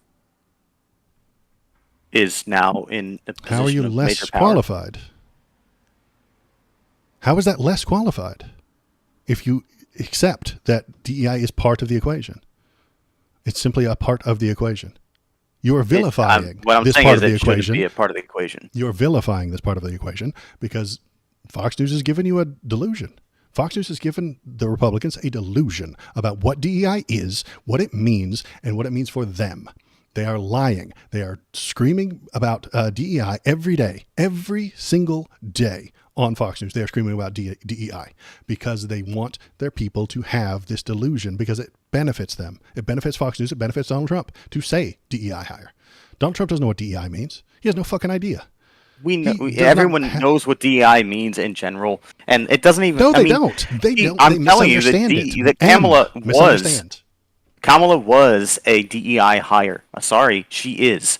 And you know what? I'll tell you somebody who's not a white dude who's a better hire than Kamala was and still is and will probably be your next presidential candidate after Kamala loses this one. And it's going to be Cory Booker. He's a black dude who is infinitely more qualified than Kamala ever was. And still is more qualified than Kamala ever was. And no. I mean, I like Cory Booker. He's not a bad idea. I would have accepted him as being part of and the fact the vice that Joe president. They would have called him a DEI hire. Corey they would have called him a DEI hire. Well, then you would have a better argument because he's more qualified than Kamala is. It's literally the same argument. Literally the same argument. They would call Cory Booker a DEI hire because he's black. Everyone who isn't a white straight male is a DEI hire. Everyone. Do you know why Kamala is the candidate right now? The presidential candidate is because the vice president. Chosen because she was the vice president 4 years ago.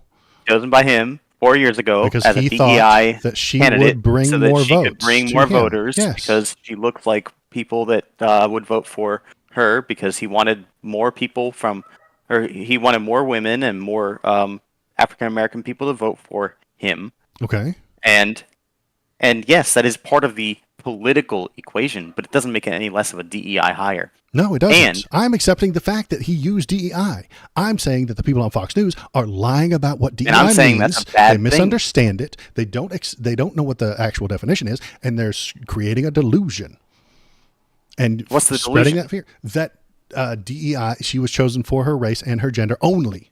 Nothing else. She has never done anything else. She's just off the street, never even finished high school. She failed her bar exam. She is completely and totally worthless. She has no accomplishments. She's never done anything. And she was chosen only for her race and her sexuality. Only. That is what they are pushing. That is the delusion that they are giving to the people. Because they want to. It makes the people feel. I think you're being hyperbolic. It's certainly true that she had a public office at some point to be the Attorney General of California. She won an election for that, I think. What was she appointed? Yes, she did. She won an election for that. I think that's an election, yeah. Mm-hmm. Except for the fact that being the Attorney General of California doesn't make you presidential candidate material. And since then, she was chosen by Biden, who was a president, for VP. She did nothing for 4 years. And the reason, by the way, that she is vice president on the does ticket anything. right now. No vice president does anything. The reason that she's on the ticket right now is not because of DEI, other than the fact that Biden chose her in the first place. And it's not because she's the best candidate for the job either.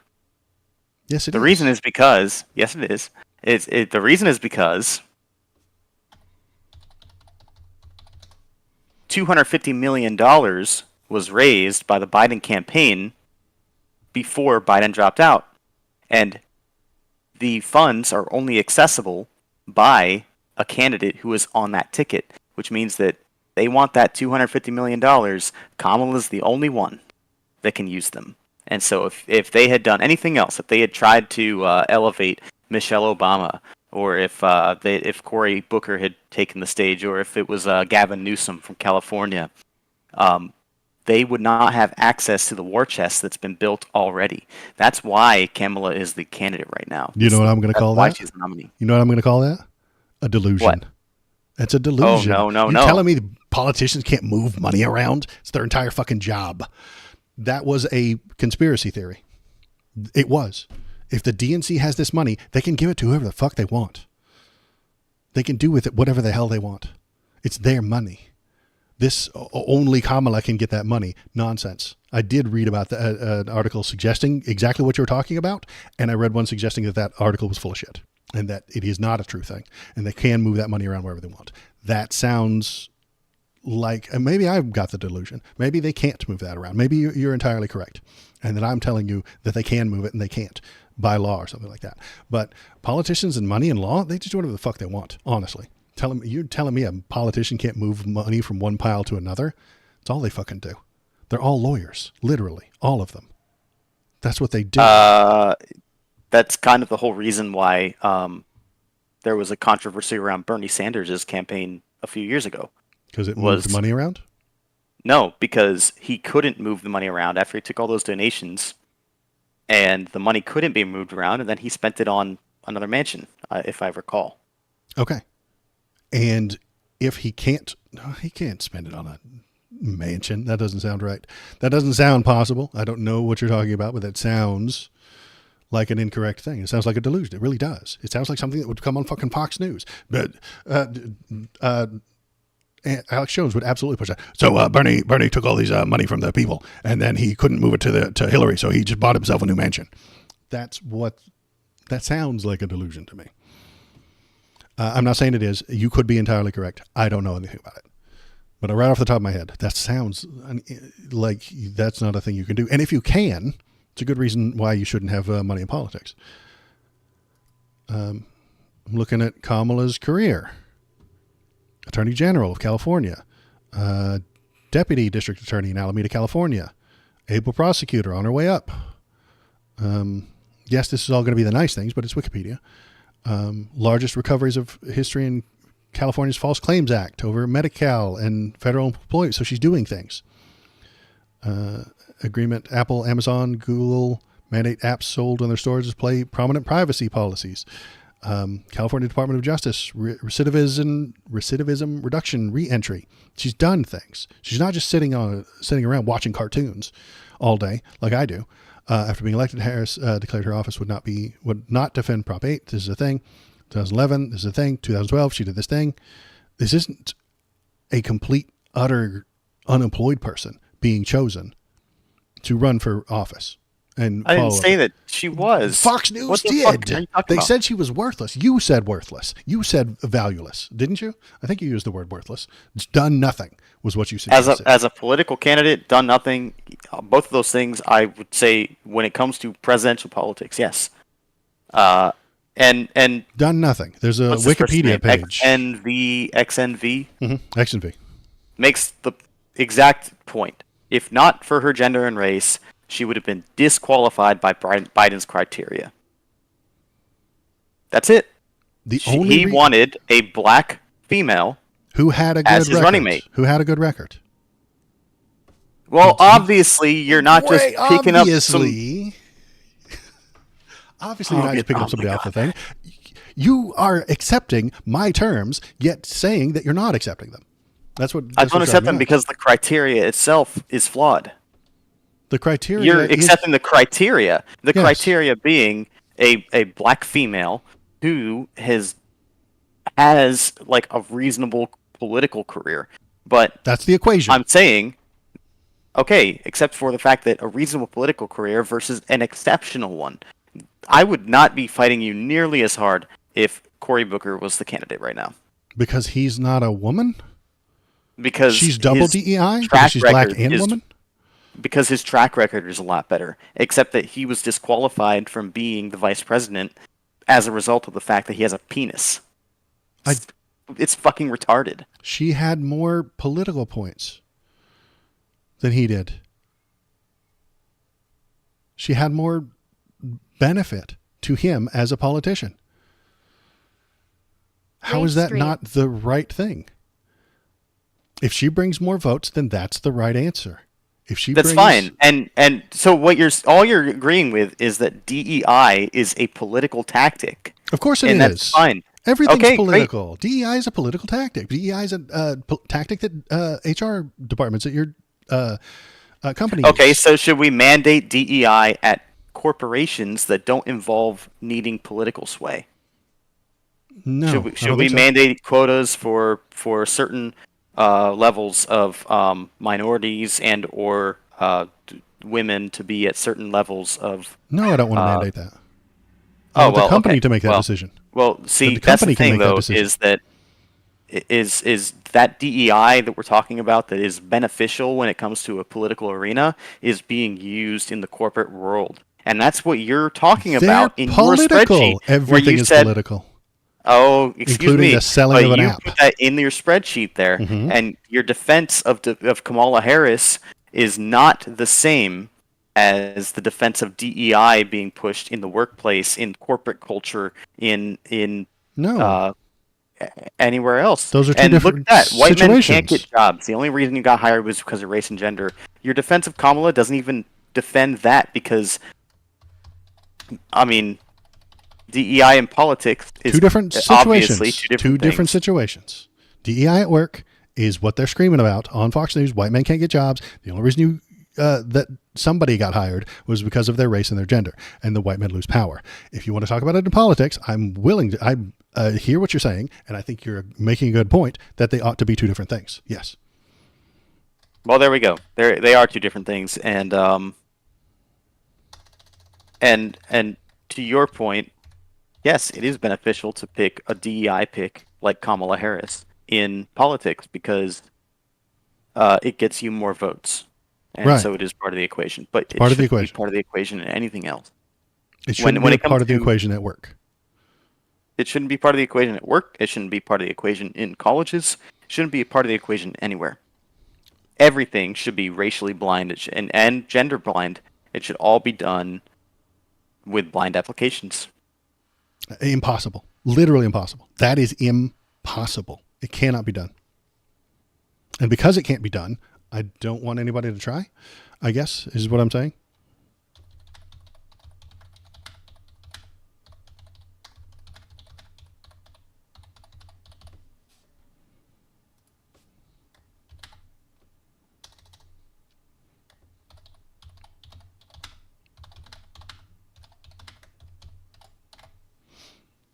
Trickle. Trickle down. Trickle.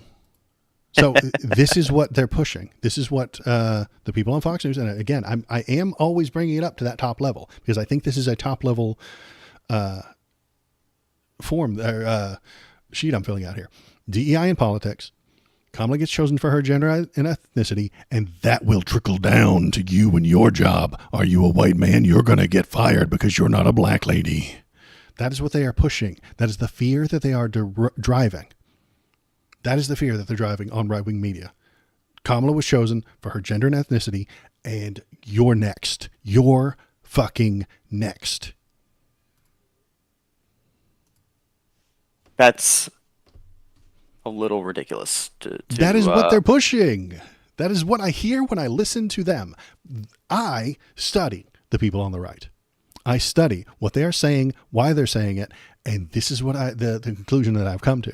That they misunderstand, they create a delusion, and then they spread fear.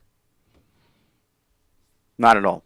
And you don't have to directly be like, you're gonna be fucked.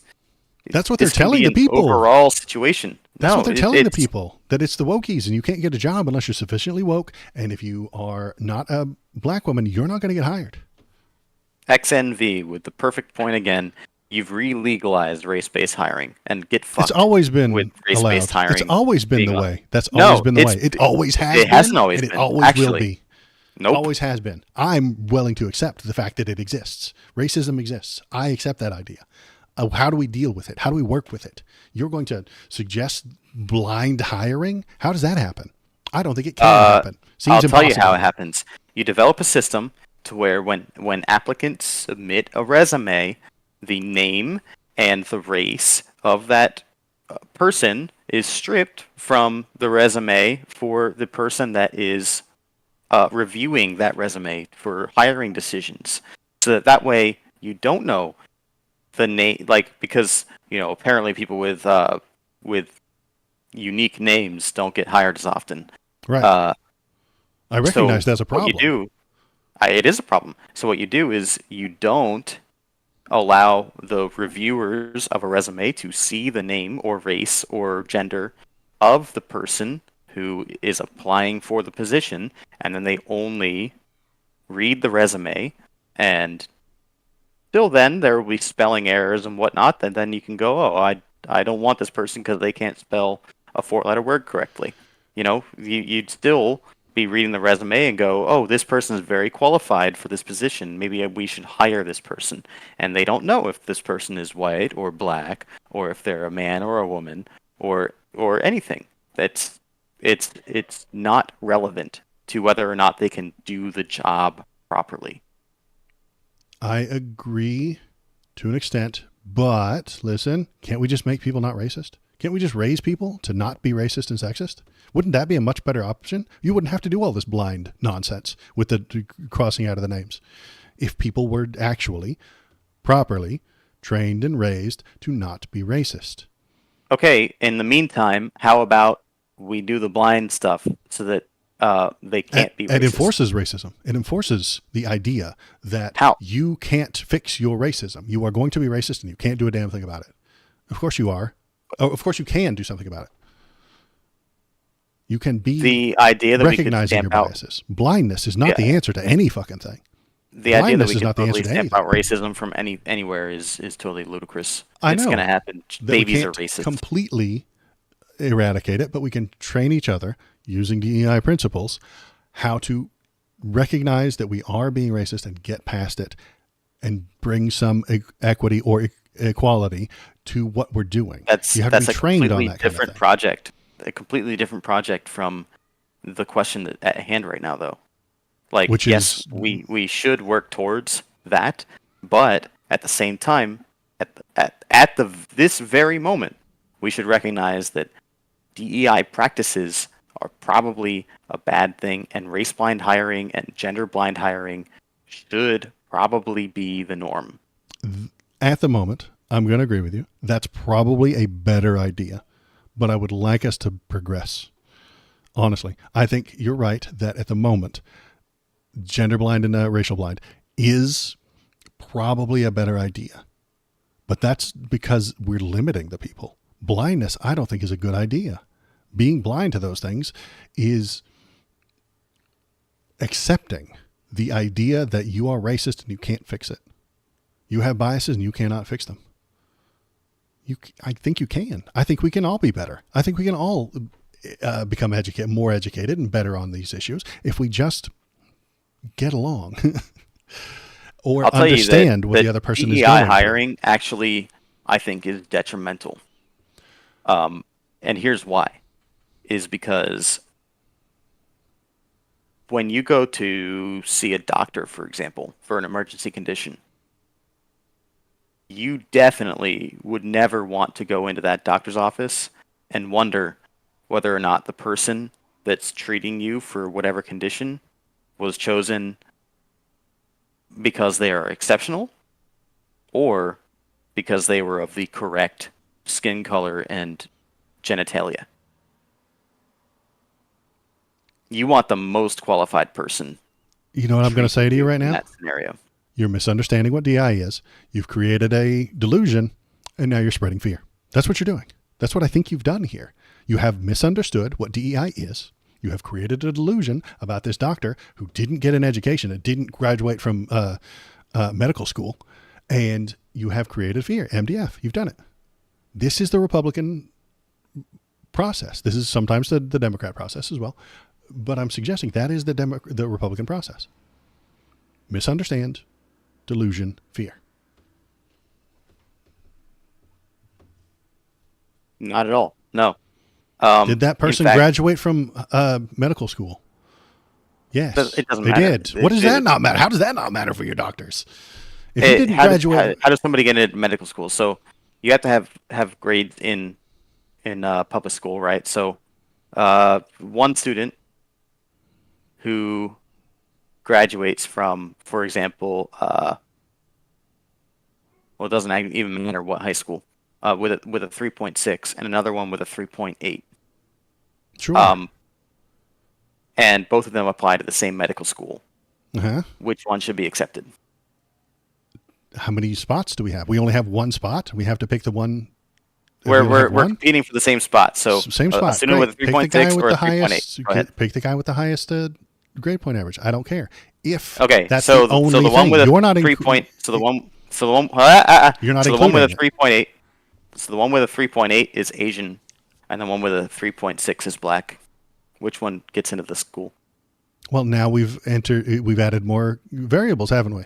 Once you start adding those variables and you start determining what is best for our school, what is best for our company. What if, follow me here, what if having we're talking about 20%, doctors, okay, people going to medical school. What if having people of color is better for your business? What if that makes you more money? Shouldn't they do it? Shouldn't they do it? If the company says, hey, if I hired these 5 black people, I get more black customers, that increases my amount of money. Wouldn't he do so? Wouldn't he be free to do so? I see what you're doing here. And you're making the suggestion that because capitalism, appealing to the greatest demographic of customers possible is most profitable. But what I'm saying is that in terms of getting into medical school, should be 100% about your qualifications. God, no. And the Asian guy, what the fuck? Not in the Absolutely, not in the capitalist hellhole that you live in. It's about who makes the most money for the fucking college. The college doesn't allow people in that can't pay unless they are getting something on the other side of it. How does the DEI? Hold on a second. How does choosing someone based on race make the college more money? Then the college gets to brag about how open and progressive they are. The college gets to make more money. How does that make them more money? It makes them more money. It doesn't. Then unless somebody's, they're doing it out of the kindness of their heart. Unless they're receiving like grants or subsidies or something like that from. They very well could be, or they're talking about how open and progressive except and they brilliant they are. Because our government does that. Right. And you know what? We shouldn't be doing that. What, giving grants because you're going about it the other direction. Quotas, it shouldn't be a business. Making quotas for race, making or giving grants for diversity and whatnot. This is all things that our government is sponsoring right now. The same government that makes DEI hires, as you agreed to, Yes, is they do. the one that's funding DEI inclusion, like DEI incorporation into our Into the schools and schools, right. and into businesses And too. it shouldn't be run and for guess profit. what? None of those things should run for profit. That college shouldn't be run for profit, and they shouldn't be making these decisions to get more profit. I'm not talking about what should be. I'm talking about what is. I know. And we the live in a fact is that the capitalist government hellhole. should not be incentivizing DEI. I'm saying that everything should be race blind in terms of and gender blind in terms of where you hire people from. Hire from. Okay. Are we? And we should not be incentivizing companies to hire people based on their sex or their race. It's if ridiculous. The company makes more money that way, why wouldn't they do it? Of course they would. They make more money because we incentivize it in the first place by giving them company. Weren't we just talking about fucking medical school? What the fuck? Okay, so we're talking about college now. Great. College is a fucking dystopian capitalist nightmare. It has a million problems. That is one of them. Yes. They have a million problems that I would solve by taking all the goddamn money out of it and making it a government-only situation. And in that case, you could say, okay, let's measure, let's give it to the most qualified, and let's add to that equation who is the worst off within the country, who is the poorest, who is from a bad neighborhood, who can't get out on their own. I would completely accept a government doing that. I would. Hold on. Say that criteria again. Go ahead. Evil, monstrous leftist dictator Waldo has taken over the entire country. I have banned all for-profit colleges. That is gone. It's done. You do not educate people for a profit. You can pay people to educate, pay the teachers, pay the professors, pay for people to do the things. Great. Pay the janitors, all those things. But that comes from the government. Single-payer education. Sort of like we had with the first 12 years. Single-payer education. And when you accept people into those colleges, you accept just about everybody, but if there is a limited amount, you would take into effect their race, their economic status, where they're coming from, and if they were more poverty-stricken. No. Yes, I accept this. I think this is not only a good idea, it is it's that equity that we were talking about. That person who is short gets 2 boxes. That's what I'm describing. I fully accept that idea. I think that is exactly how they ought to work. Because the person who is taller doesn't need the boxes. The person who is more well off, who has richer parents, who comes from a nicer part of the country, can apply again next year, or they can get a better opportunity, or they have more opportunities available. I think that to each your to their system needs. results in deterioration of trust in systems in the first place, because you don't know how qualified somebody was to do a job that you're trusting them to do. They graduated. That's the trust. Do you know what they call the guy with the lowest grades when he graduates medical school? Doctor. Because he graduated. There's lots of people who did not graduate. There's lots of people who dropped out. There's lots of people who flunked out. They're not called doctor.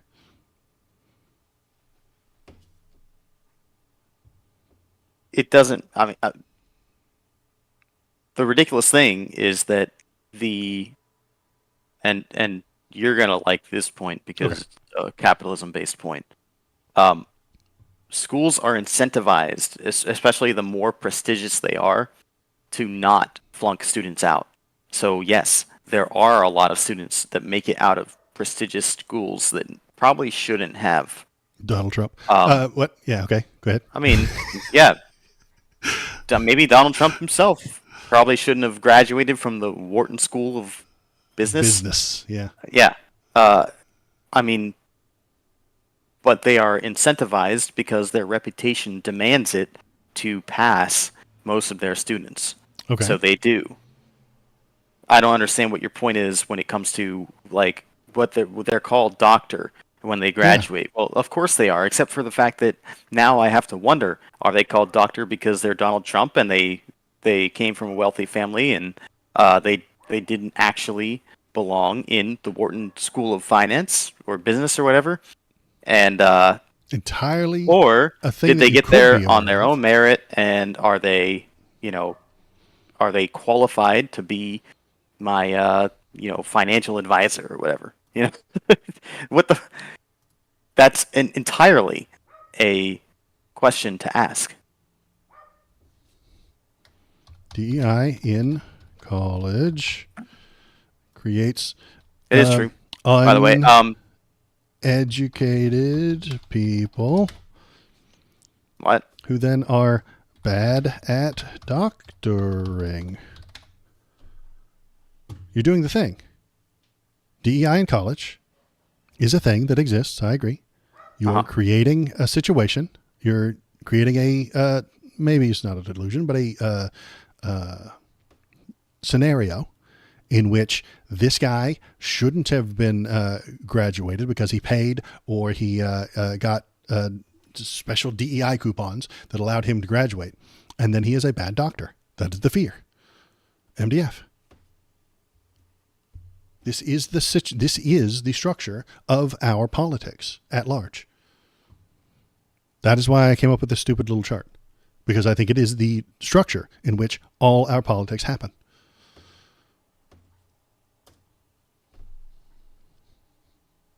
Yeah, but I'm right though. Okay, so I'm the one who is misunderstanding DEI in college, and I'm the one that is suggesting that all doctors, you can do this from your side too.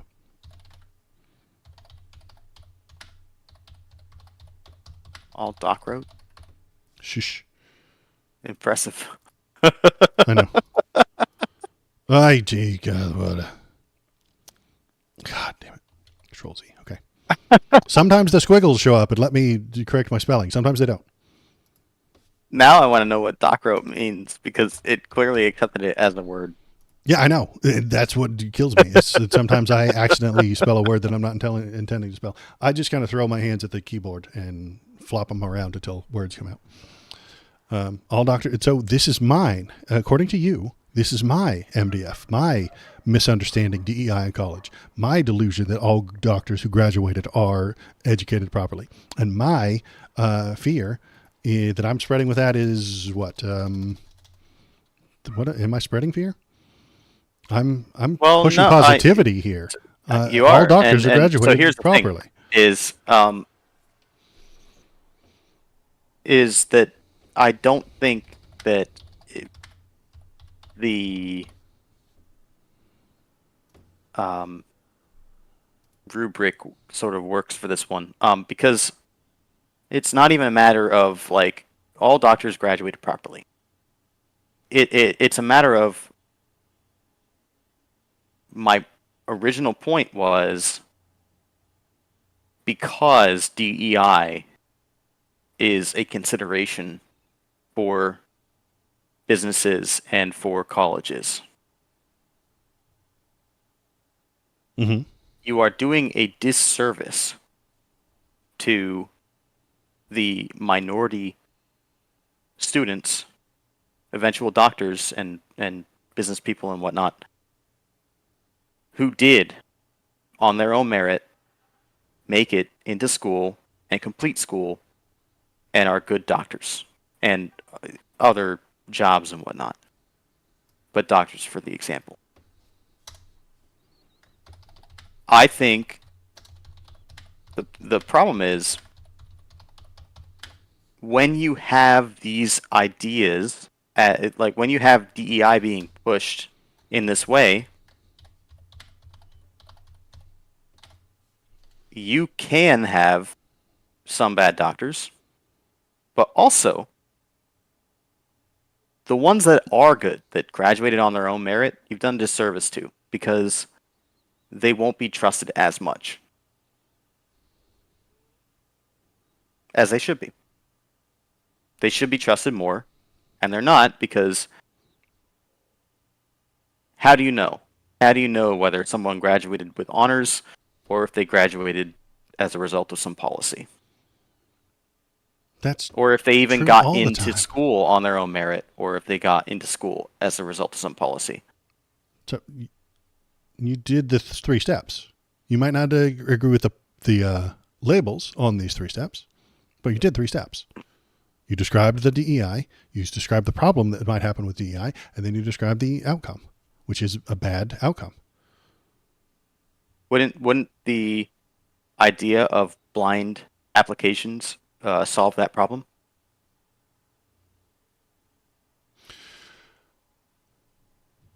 Because you would always know that the most qualified person was taking care of you. Well, you've offered a solution. So here we go. I don't know how this matrix works because I've only invented it just now, and I don't know if it's any good. It might be shit, but you have just offered me a solution: blind applications. Now, I would then misunderstand what you meant by blind applications, and then I might create a delusion about them. Can't be done. Race is visible in handwriting and typing. What? I've created a delusion. I don't know that I don't believe it, but Okay. I've got a delusion. And why would someone say that you can't do the blind thing? Because you can still smell the race on the way they type, the way they talk, the sentence structure. You can still smell the race. And it would then be fear that the right would use this to prove that racism isn't happening. Isn't Maybe? blind applications by definition the lack of race in making Well, decisions? that's because you aren't as educated as I am on this race science. You can tell who the race of the person just by the words they've typed, according to my delusion. If there is such a leftist, I don't know if there is, but if there were, this would be what they would do. You would give them a solution. They would say, I don't think it works because of this and that. And then the reason it doesn't work is pushing the fear that the right would use this to prove the racism isn't happening. I don't know a leftist who is actually suggesting this. The reason I came to this MDF thing is because I actually, honestly think that the Republicans and the right push fear 99% of the time. Do the Democrats and the left push fear? Yes, they do, just not as often. They misunderstand Project 2025. Because I read a tweet about it, about how it's going to enslave all the black people. I didn't read Project 2025. I'm going to take on the guise of an absolute ignorant person who does not know what Project 2025 is. But I read a mean tweet about how it's going to enslave all the black people. So that's my delusion.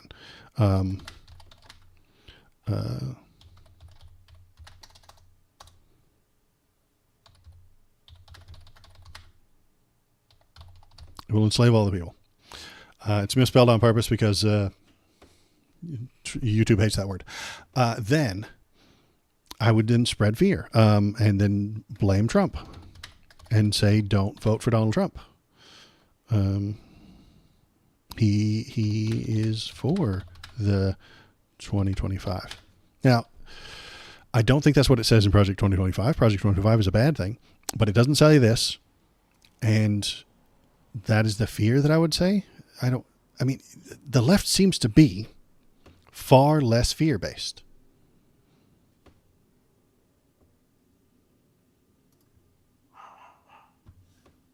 Far less fear-based is interesting. Are they sometimes fear-based? Yes, sometimes they are, but less often.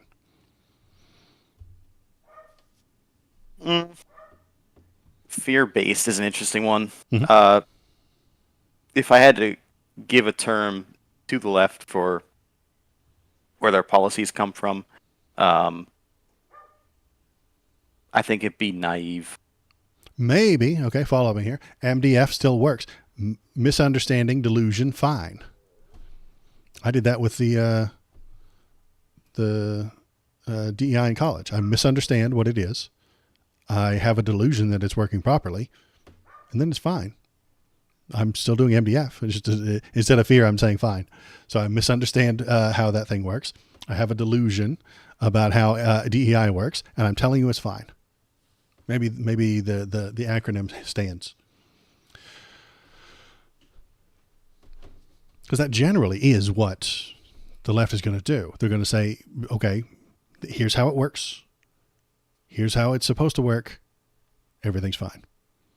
Or when they're pushing fear, it's about fear of the horrible nightmare monster fascists who are going to enslave everybody.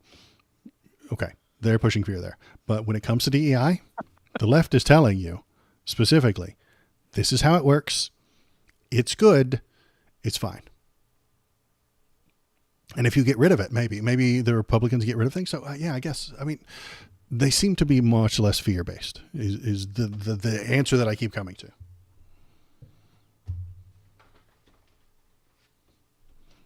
Except for the part where it's like, fascism is going to except for that one fear right there. There is, I think, some legitimate fear, and you have legitimate fears. We talked about fears during that stupid fear project that didn't work very well. Sometimes it's legitimate to have that fear. Sometimes it is okay to fear things that are about to happen. If you're in the ocean, it's okay to fear sharks. It makes sense. You're in the fucking ocean. Right now, I do not fear sharks at this moment. It would be ridiculous of me to fear sharks while sitting in my house. Probably not going to get me. Fear is, I think, what the right wing uses on TV, what Donald Trump spits all day long. Every time he speaks. Fear the invasion, fear the people that are coming across the border, fear the criminals that are migrant crime is going to kill you. Fear the people that are different than you. Fear the economy. Fear the left. Fear Joe Biden. Fear Kamala. Kamala's going to murder all the babies through abortion. Fear is all they have.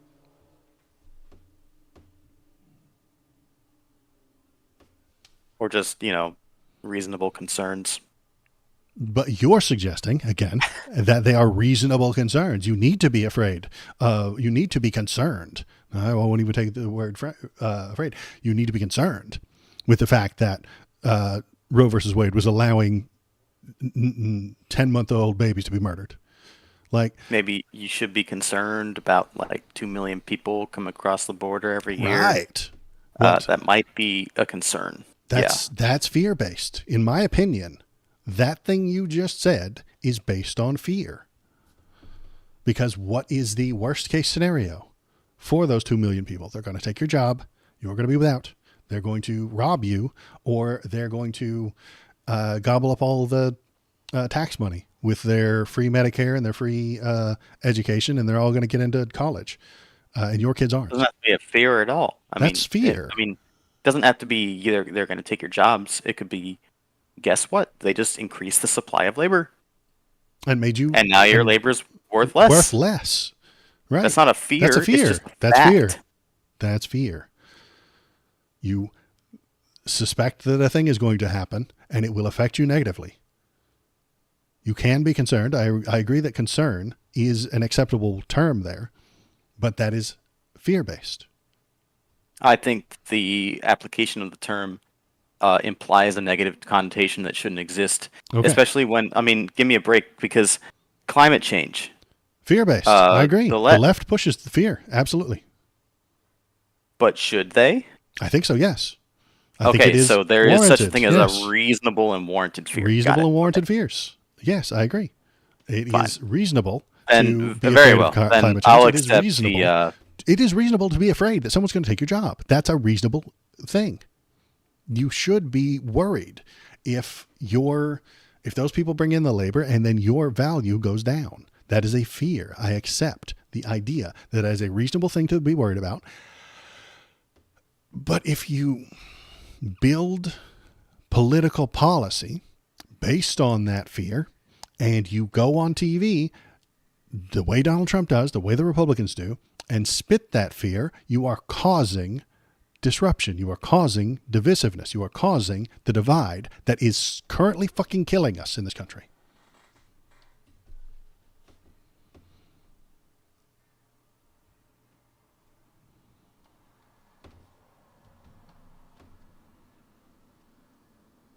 Well, if you say so. Okay. It is a very difficult thing to point out. It's a very difficult thing to nail down. Yeah. I'm going to read chat, and then we're probably going to wrap it up for today because it's been a very long stream today. It has. I think we're going on 4 hours. Yeah, we're looking at 3:47, but you take off the 15 for the start, so it's about 3.5 so far. How did Trump is literally Hitler turning to Biden's brain is totally good in my model?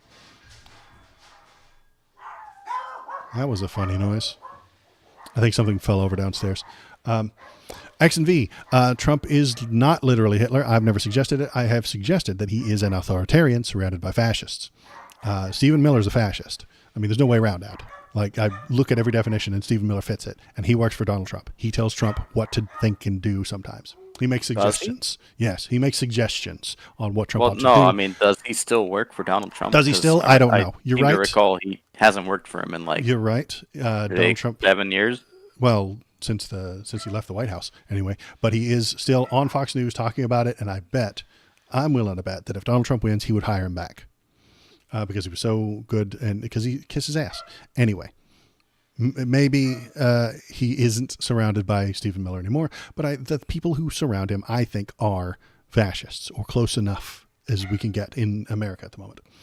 That doesn't make Biden's brain totally good. It doesn't. Biden's brain is old. He is too old. I suggested that we run a primary years ago. I suggested that we run a primary to see if Biden is even capable of winning in 24. And I suggested that years ago, and the Democratic Party ignored me and said, no, we're just going to go with him. And then after that terrible debate, I suggested that Biden step down. I said it immediately. He needs to go.